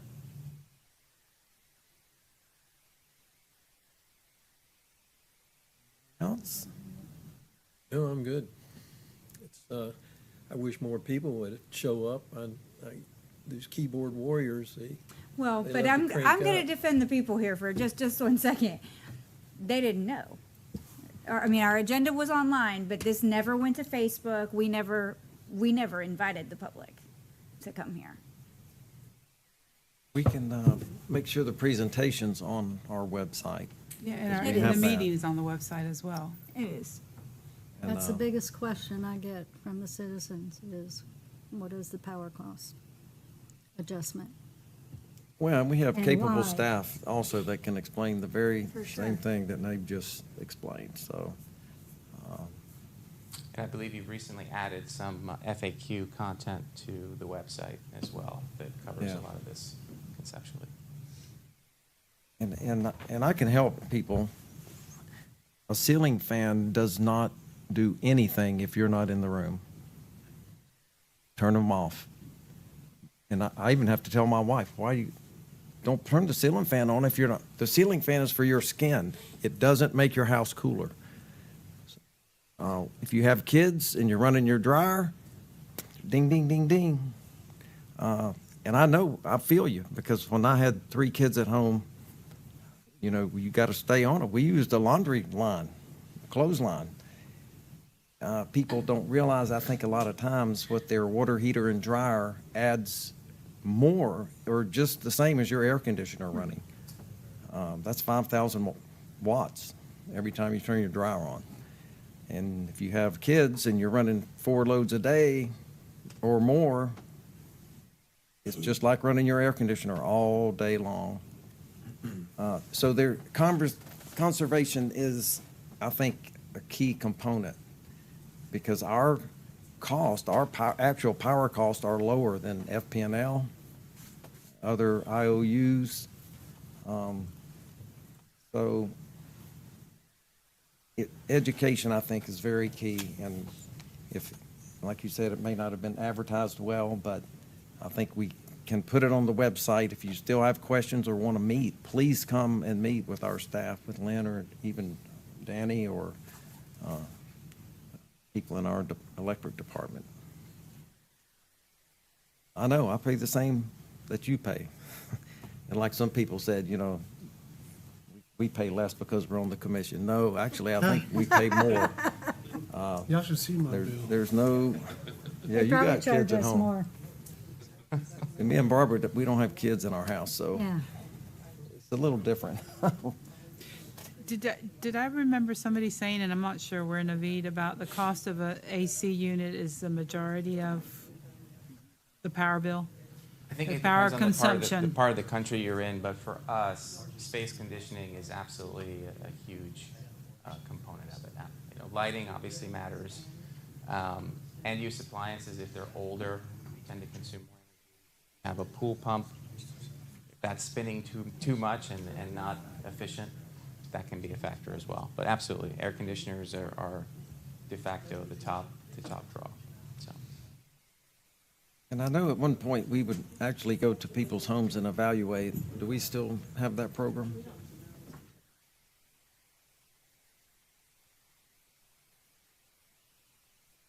Have the audit program anymore, but we do have a refund that we can give customers if they upgrade their air conditioner and increase their insulation in the attic. Okay. We still have that program. And is that on the website, Linda? They It can- is, the but link? I can make it more prominent. It's probably good for us to Yeah. advertise that more. Okay, any other questions or comments? Can I say something? Absolutely. So what about blow-in insulation? The city don't give back rebates for blow-in? She just said that. I was talking. R19 or above, then you'll qualify for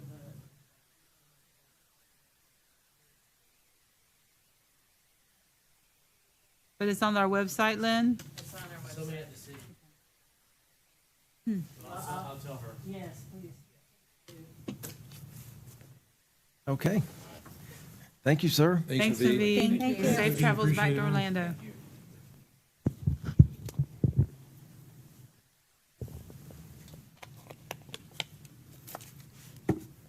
Okay, we are through section 1.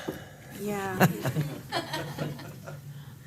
We have 2 discussion items tonight, and the first one is item 5, food trucks. Who wants to kick that off? Chop chop, Mr. Cooper. Speak fast. This one will be much less controversial. I just want to discuss it. There's been a lot of talk about food trucks recently, and I came in one Saturday and in 4 hours shut down 8 of them, which is a violation. And I shut 4 of them down on one piece of property. I would shut them down and then I would leave and I'd make a loop around town. I'd make my way back over there. Another one would pop up. So right now, our ordinance only allows them on Monday and Tuesday from 11 to 8, 11 in the morning till 8 in the evening. So I just need to know, are we good with where it's at, or would we like to discuss expanding it? Let's get them on the weekends. Mondays and Tuesdays are the worst days. I thought they could go up anytime if they had permission with the, They cannot. No, ma'am. Nope. They only have 2 days a week that they're allowed to go up. Chris, what about state law? Didn't it just change? What does state law tell us? So we discussed that. Council and I discussed that. So we discussed the preemption in state law, and there really isn't a preemption on when and where they can be. There just can't be an outright ban in the entirety of the municipality, and then you can't require an additional license over and above what the State Department requires for their food safety. Or extra permits going or to- inspections. To disagree that with Commissioner Williams, I don't think that we really need to expand this much, if any, personally. We just had this group of kids sitting here, you know, from Little League Baseball. When's the last time a food truck sponsored a baseball team? When's the last time? Oh, did they? The food trucks were some of the people that got phone calls and showed up because we didn't have a concession stand. Oh, so they did help with that. Okay, that's good to know. That's good to know, because when I'm thinking about, when I'm thinking about Beef O'Brady's or Main Street Subs or, you know, some of the Julio's, Tropical, what is it called? Cafe Tropical. I'm thinking about these businesses who year after year, time after time, have consistently given back to our community. They've poured in not just to, you know, youth sports, but also to the tax roll and, you know, things like that. And I think in this economy that brick and mortar is suffering the most. I think we could all agree with that brick and mortar is having a really hard time staying open. So my question to my fellow commissioners would be, would we rather have food trucks and see another vacant building on Highway 27? Or would we rather keep our brick and mortar restaurants? I'd rather see them both. I'd rather just not see them on Monday and Tuesday. You know why they're not sponsoring baseball teams? Because they only sell food 2 days a week from 8 to 11. If they were here on the weekends and they could take in more income, then they can disperse. One of I the don't reasons know. why I like the originally restaurants are closed on Monday. Mondays and Tuesdays, and that's why we did that. I mean, I Right, can that's see. why we did that. And then also that we were gonna do special events, baseball fields. You know, there was recreation department was doing different sponsorship of things, so it wasn't, and those are on Friday Right, and there's Saturday like an nights. application And those are process. Sundays. I mean, those are special events that the food trucks can all go to. We've had them more at the baseball fields, for events. And I think it's a balance. I think that, you know, to me, Friday nights and Saturday nights are probably our brick and mortar's best nights, Thursday, Friday, maybe. So I don't want to compete with them, but also realize that people like to go to food trucks, get their food and go home, you know, so I don't know if we expand it to one more day, you know, And that's- Monday, I had Tuesday, that- Wednesday. I had you that know. discussion with Mr. Cooper too, like, why, you know, when might we start back with the food truck in the park night, you know, that Parks and Rec does, Jeannie? Maybe it's too hot, maybe people, I mean, we were out yesterday afternoon from 5 to 7, it was much too hot to be outside. But, and I don't dislike things like that, and I think that, you know, our small business community can survive. I just, if we have a free-for-all of food trucks it's going to have a negative impact on the businesses that we've all frequented it and we've all relied on for years, you know. Paying taxes, like you said. And they're, right, they are the tax-paying base. And I think we could even make a provision for if they're local or coming from out of town. I think definitely our local food truck vendors should have preference. Does the state law say anything about that? That can we limit non-residents food trucks from coming in? Doesn't say anything about that. There may be some equal protection issues that we'd have to look into on that, but there's nothing in the, it's 509.102 for anybody who wants to, look at it. That's the food truck preemption, and there's nothing about in town versus out of town in that. Because I think sometimes on Friday nights, if I'm not mistaken, Chris, I mean, you were in on that Friday night, you said it was a Saturday that you. It was a Saturday. But sometimes on Friday night, there's people who, from out of town, that are parked in different businesses' parking lots on a Friday night, and that's one of the things that we didn't want to compete with our local restaurants on a Friday night, because when we looked at this ordinance originally, I spoke to a lot of the restaurant owners, and they said that Friday night was their busiest night, and they really didn't, they're surviving, and they didn't want any competition on a Friday night or on a Saturday night, but certainly some of them were closed on Mondays and Tuesdays, and that, I think it's a balance. But somebody coming in to set up on a Friday night from out of town here in town, I'm not in favor of that at all. I'll be the unpopular one. I'm at least one weekend day, whether it's Friday, Saturday, or Sunday, but one Monday and Tuesday, like that's bad business on the food truck When did part. we create this final ordinance? It was a couple years ago. It was before I got here. Came to the meeting. Yeah. It looks like 2024. Yeah, because before we did 2022, so 2024. 24, so. Was it? I'm seeing 9/17/2025.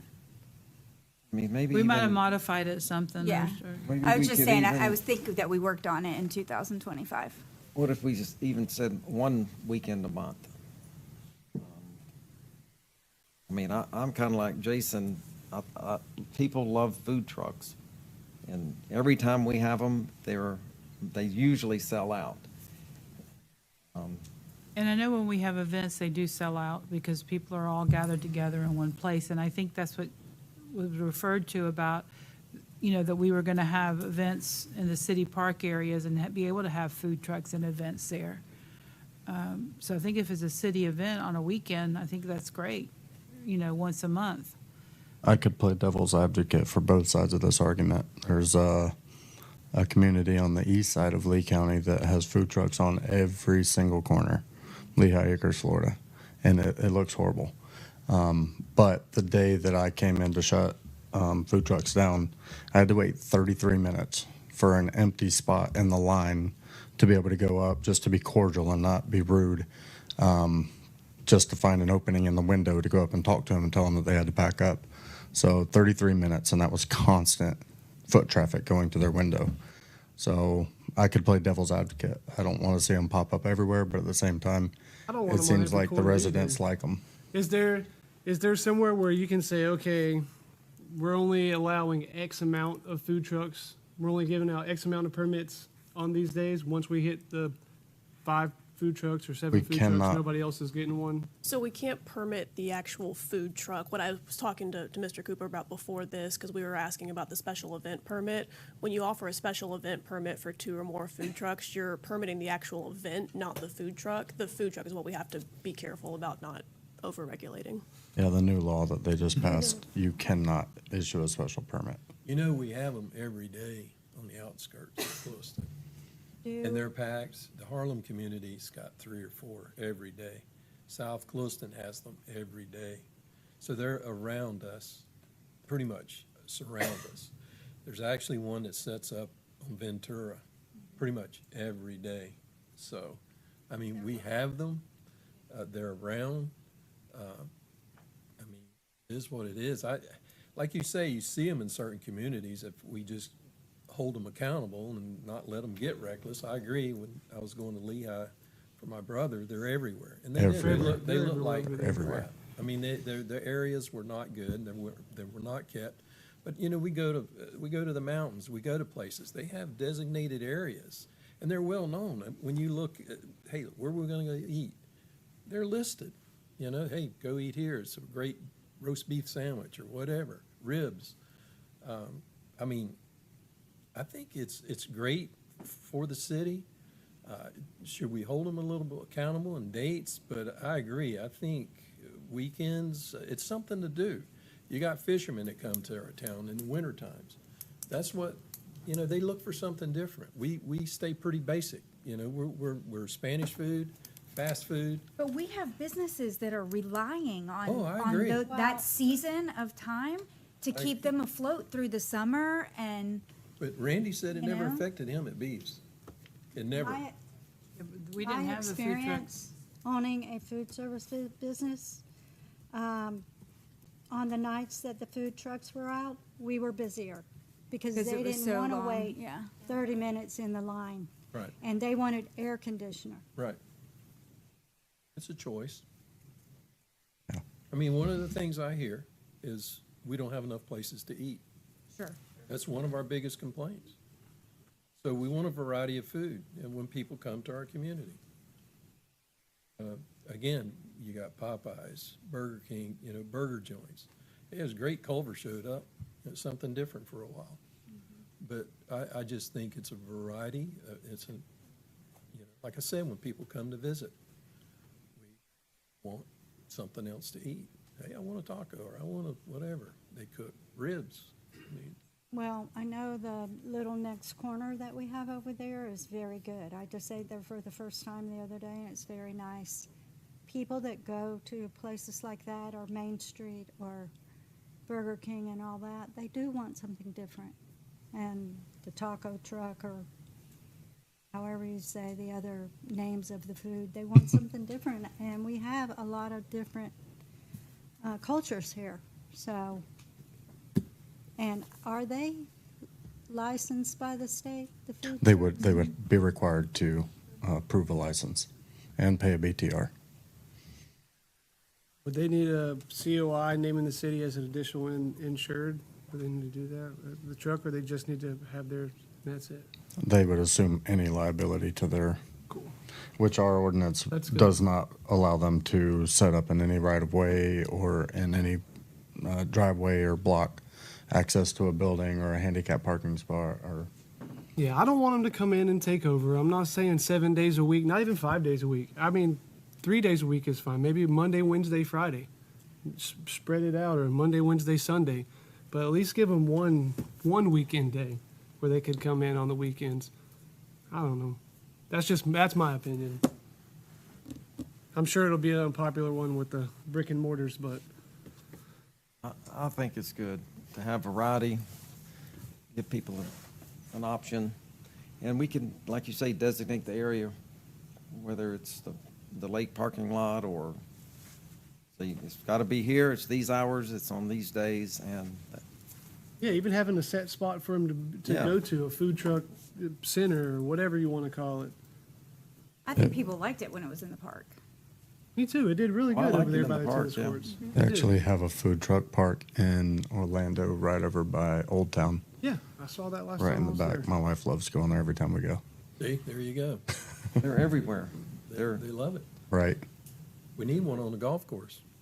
Crews out of the country, and they were Right. food trucks everywhere, in every country. And in the fanciest buildings you've seen, a food truck. Right. Right. So it's a craze, and people like it, and And I'll tell you what, a lot of brick and mortars are extending and getting food trucks, and they're having a smaller food truck go out and do their weekending. So we need to workshop another one that you guys love to talk about so much, the storage on private property. So what if I add this to that workshop, and we'll sit and discuss and try to come up with something that we could put on paper and give Leslie and I the opportunity to draft an ordinance. well, and are you having a CRA meeting or even our rec board meeting? I want to get opinions from people that live here. Okay. Would it be the park better, the lake, switch them up? In summer, well, I'm like you, I'm not going stand in line at a food truck. But It's hot. we're fixing to hit our fall season, and It'd be cool if we had a private property owner that was willing to say, I would host that. You know, we had the food trucks in the park, that was very popular. Mhm. And like Barbara said, Yeah. those, you know, people, there was a lot of demand for it on those nights that we did it in the park, that other businesses were also busy. But it wasn't every weekend. It was, you know, it was once a month. It was that night. All right, so we'll set up a workshop. Thanks, Chris. okay. Thank you. Okay, item 6 is the discussion for an RFP, the terms for employee benefits for a broker and consulting services. So, Ms. Kaylee, are you going to? I am, yes. Lighten us. And I'll make this incredibly quick. There may not be any opinion on this, so, you know, if that's the answer, that's fine. It was brought to my attention that there may be discussions at the budget workshops about wanting to go out for RFP for broker and consulting services for employee benefits. I wouldn't recommend doing it right this minute because open enrollment is coming up, but we do have to rewrite several of our contracts. The crazy folks up in Tallahassee have some new provisions up there that we need to put into all of our contracts by January 1. So it is a good time to get a new contract in place and go out for bid if we would like to. So I wanted to know what everybody's thoughts were and if there were specific terms that you would like to see, more services, fewer services, the compensation. For example, there are several ways we can do it. One of them is paying a broker directly to be that broker and consultant. One is to only contract for their services, and then they get paid by the insurance companies they bring us. So there's all kinds of things we can do, but I wanted to get some feedback, so I'm working with Jen on creating those documents. I want to make sure we comply with state law. I mean, if it Yeah, has to for be sure. done by that point, then that's probably the right time frame. I think we should, in my opinion, find out what other cities are doing. I mean, you were just at the conference with FLC. You know, if maybe we can reach out to some of those cities and see how they do do they pay them outright, or they just hire somebody to look at all of them? There are several cities who have gone out for these exact services. I have about 10 examples within the past year, so I'd be happy to distribute those and let everybody look at it and see what they think. Good, and we can talk about it. We have time, like you said, so. Yeah, we have plenty of time. Any other thoughts? Thanks, Kaylee. Well, you win the gold star. Trying. Okay, we have a consent agenda before us. The activity reports, That we approve? Second. okay, and the approving of the 6 contracts for the Library of Engineers, not contracts, but engineers that turned in. We have a motion by Gardner, second by Hasselhoff. Any further discussion? All in favor? Aye. Any opposed? Motion carries.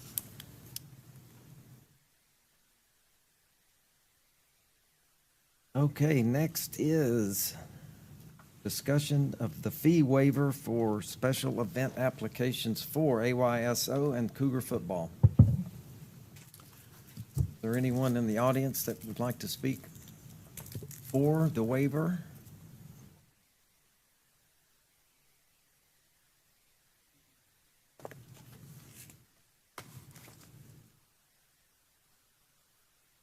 Hello. No.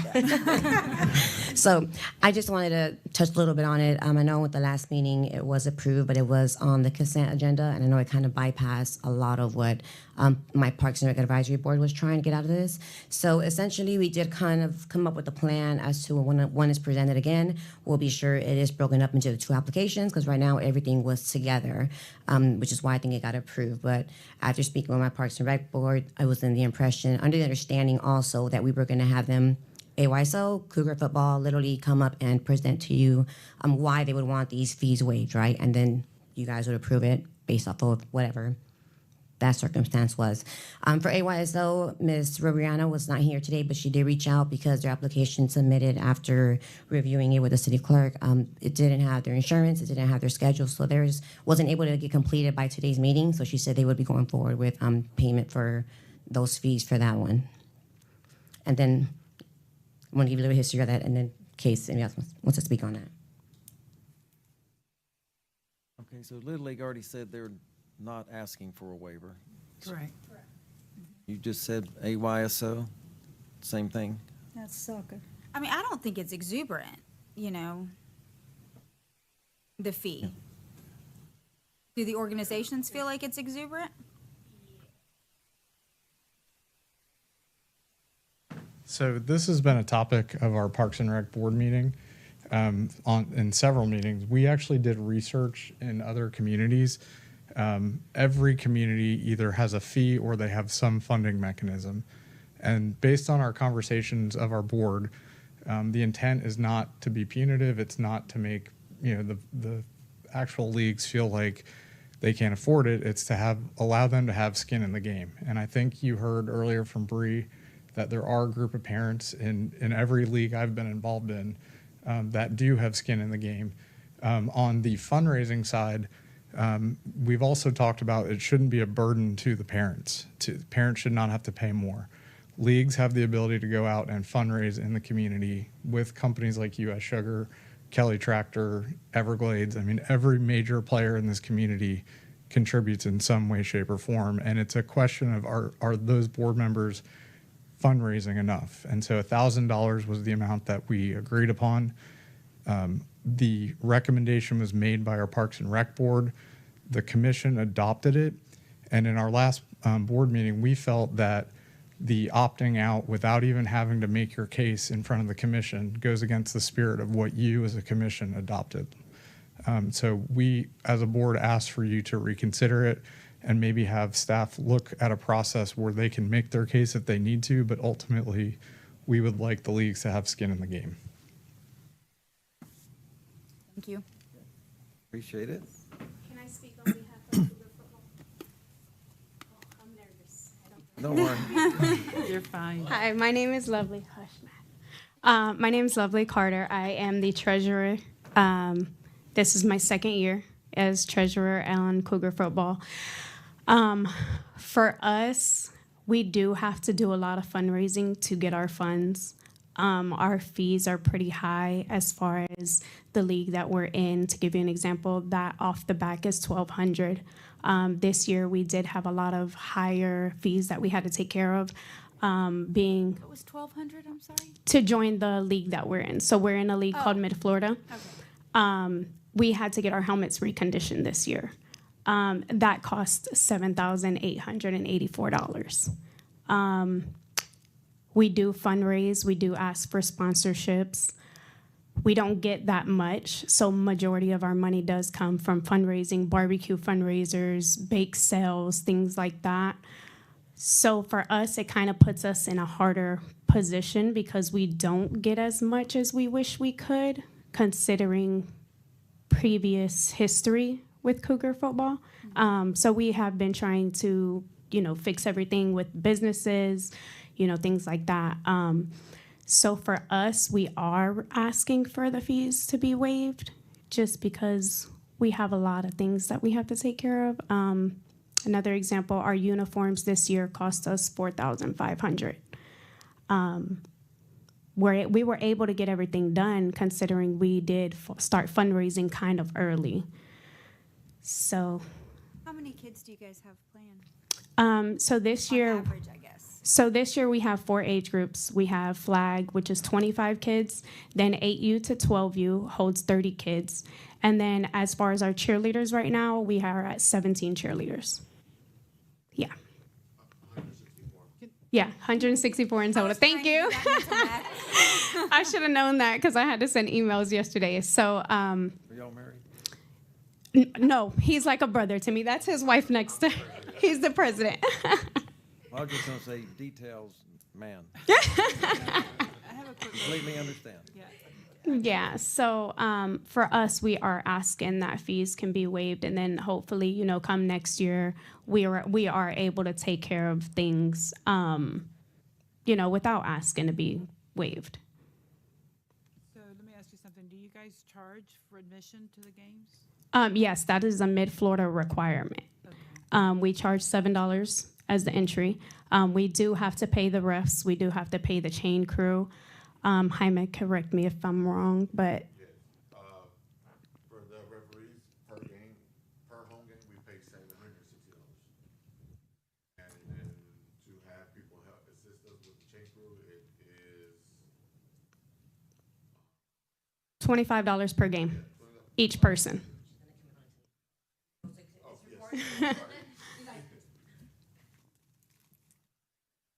So just to touch base on that, per home game, referees is $760, and it's 3 referees. For chain crew is $25 per game. I think it comes up to I'm looking. 125, 150. It's only 3. What do you charge per kid to sign up? For football, for flag, for 6U, which is the ages from 4 to 6, it's 125, and then from 8U ages to of 12. 7 to 12, it's 175. And cheer is Cheer is 225. 225, but that comes with their 2 cheer uniforms, their bags, their shoes, their bows, And their their pom-poms, socks. and their socks. Yes. You have food trucks too, right? Yes, sir. Yes. What do you charge those guys?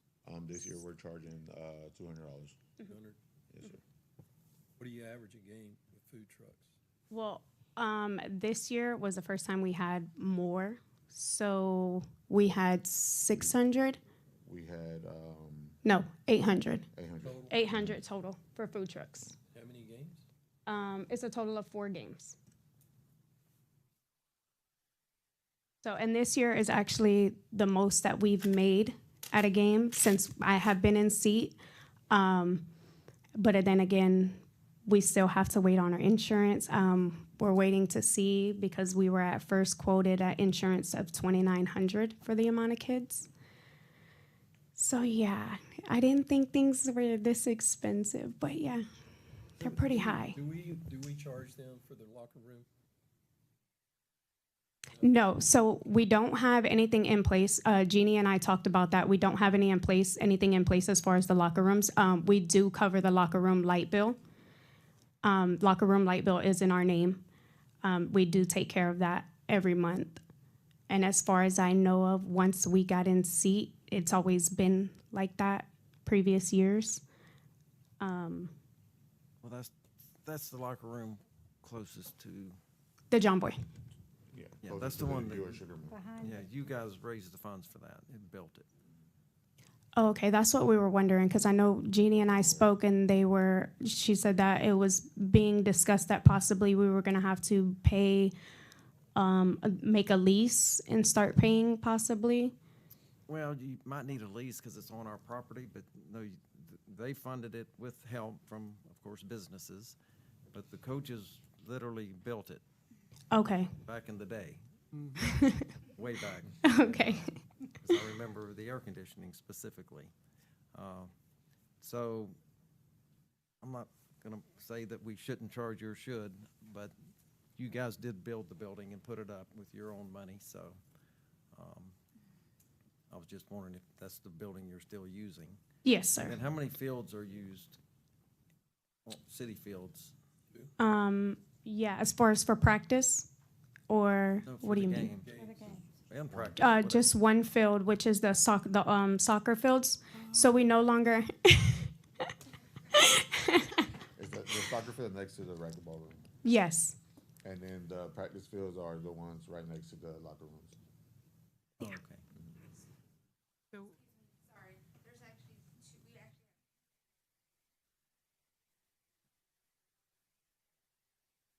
The racquetball courts. Yes, we have that one, and then we have the one that's closest to the John Boy, like closer to U.S. Sugar.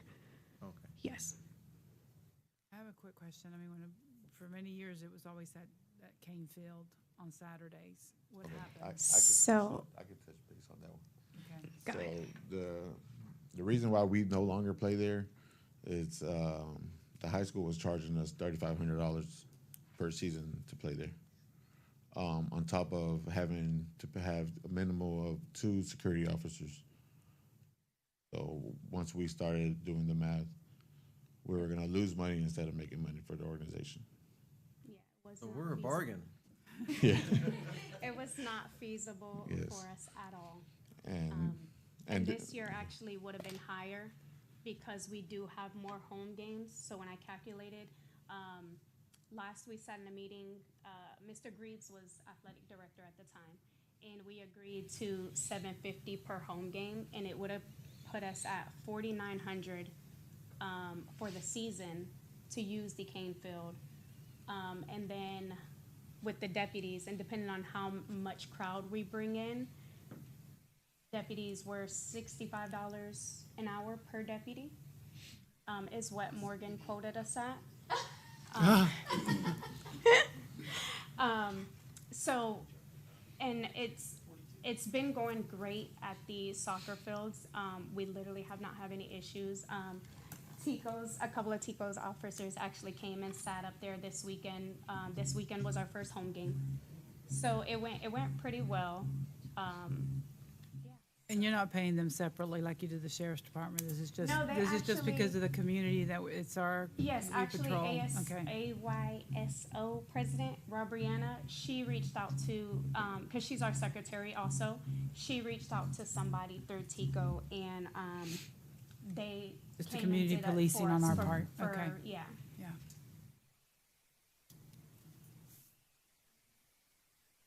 Let me ask you something. When we had this on the consent agenda, you didn't ask for a waiver at that time? Well, we put in the application a few months ago, so yeah. It was, but you didn't request a waiver for? Yeah, they did. Yes. Okay, you Yes, did, Yes, ma'am. okay, all right. Yeah, it was submitted. Okay. What'd you pay last year? No, 500. Yeah, 500? for paint. For paint, For paint. correct. Yes.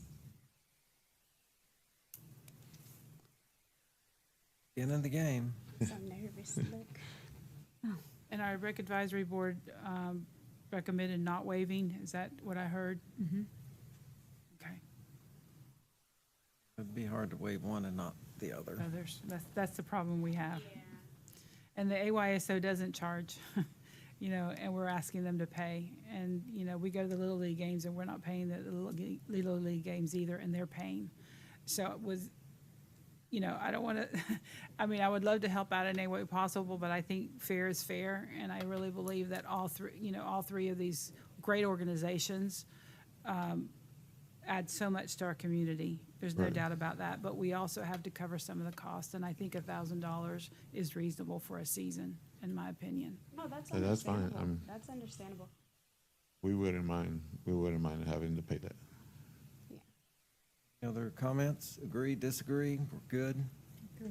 I agree, but thank you for all the work that you put in. Yes, ma'am.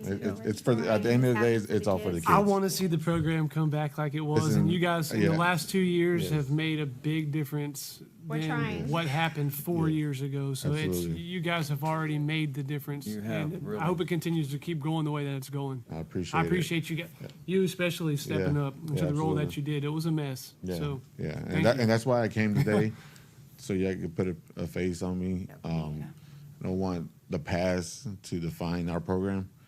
It was a mess, and we're cleaning it up, and we're running everything like a business. And I invite y'all. And Maybe I will this have the time to weekend- come. This weekend's the next home Yes, game? ma'am. We have a game Okay. this And week. what time do they start? 7 a.m. to 9 a.m. 9 a.m., okay. 9 a.m. Gotta start early because Yes. it's too hot. Yes, if y'all see how dark I am, it's from this past Saturday. We were there I was there from 8 o'clock in the morning to We didn't 9 o'clock at finish- night cleaning Yeah, up. we finished cleaning up about 9 o'clock at night. We had a late start last week, but this week will be an early start. Hopefully get there fast and get out soon. And you guys have concessions, it's not just food trucks, there's concessions or? So no, we do only have the food trucks. Okay. Reason being, we don't really have a big board. It's kind of hard to Okay, get people yeah, to if join. you're doing all the work, if you're doing all the Yeah, work. so it's just for- us doing all the work. It's what, 7 of us? Yes, 7 of us that are literally taking care of everything. So,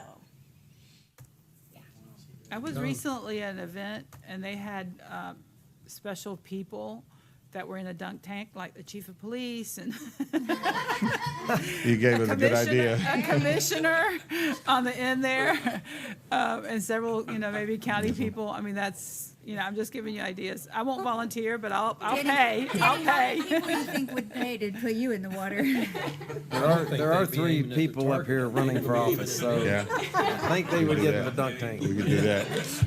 Absolutely. Don't worry, I can throw back. I was just reason people were lined up to Yes, ma'am. throw that maybe football Yeah. and dunk somebody. So that's just a thought. Yeah, we usually do stuff like that for usually when high school has homecoming, we try to do a homecoming week for our kids. Okay. And, try to, do activities for the kids as well. Thank you. I Thank look y'all. forward to coming out and Thank seeing you, you. guys. all. Thank Thank y'all y'all so so much. much for what you're doing. Thank you. Have a good night. Thank you. Disregard the last comment. No, we might need you.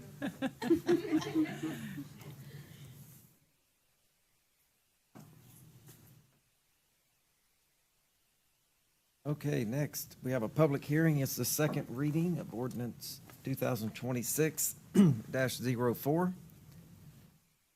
And let me get to it.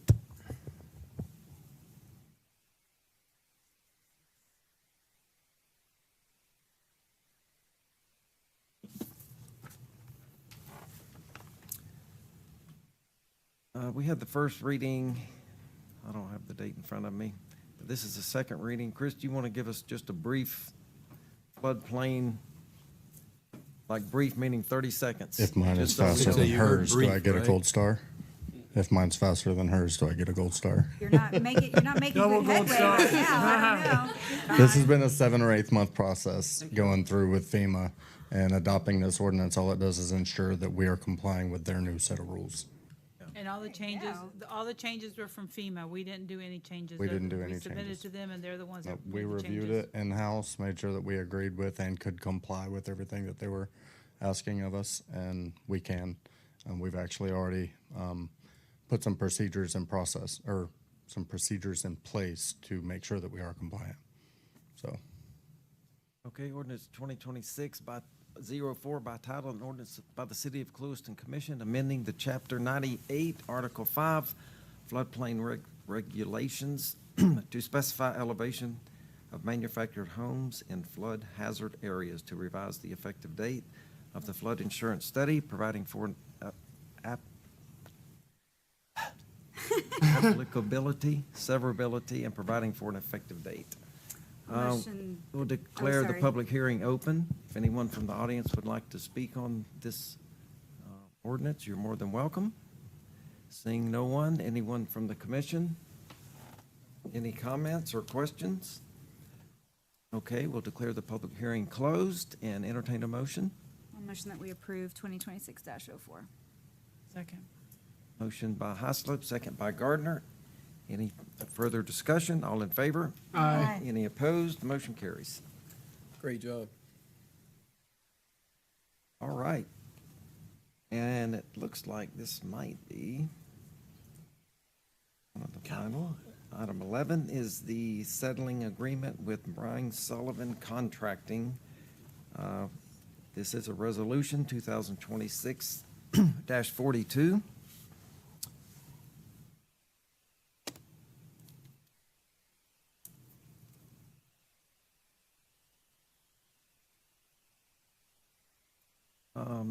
Resolution 2026-42.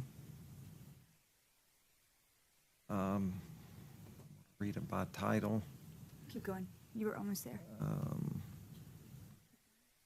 There. All right, thank you. A resolution of the City Commission of the City of Clewiston approving the authorization and appropriate city officials to implement the settlement agreement, providing for severability, conflict, and an effective date. Is there any discussion, any comments from the audience? Any comments from the commission, questions? We entertain a motion. Motion. Motion by Edmonds, I'll second it for discussion. I will have some questions for our attorney. second by Gardner. Okay. Kaylee, this happened back in 2025, is that? That's correct. Can you explain the process and what happened? Sure. I believe it was March or April that there was a public records request submitted by Brian Sullivan Contracting that had to do with some permit fees. It was complied with, but not fully complied with. There was a summary of documents that was provided, but not fully all the documents.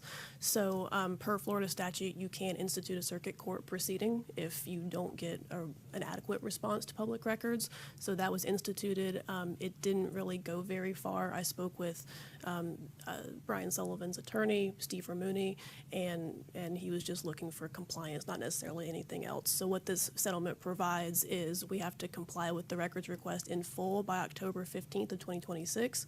No attorney's fees paid, no amounts paid, and it's the end of it. Okay, and the reason for the delay, did y'all figure that, did we find out why there was a delay in providing all the documents they requested? So we use a program called Next Request when it comes to our public records requests. So we were able to look at what the response looked like, and I can't see where there was an explanation for delay. It looked like there may have been a miscommunication on what full compliance actually was.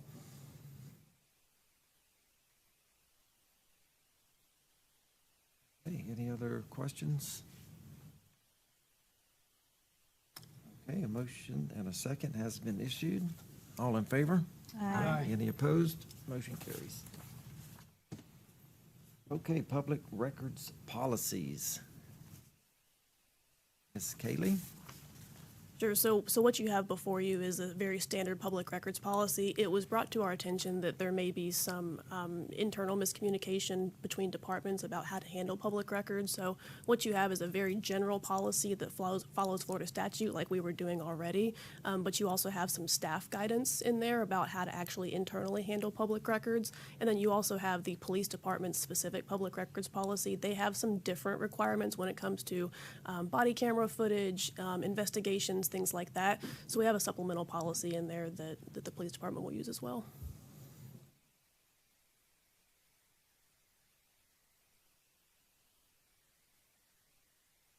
Okay, any questions? And your recommendation is to approve this? It is. Just for public consumption, anything that we do as a city, anything this commission does, anything that happens in any of our city buildings is public knowledge. It's transparent. You can ask for a public record of anything. I think it goes even past that, does it not? I mean, Yeah. like anyone who draws a city paycheck and is communicating about city business. We just took a class on this Yeah. this last week. Any advisory board, any documents, any discussion is all public record. Anyone can come, anyone can ask a question. There's nothing private when it comes to the public government. So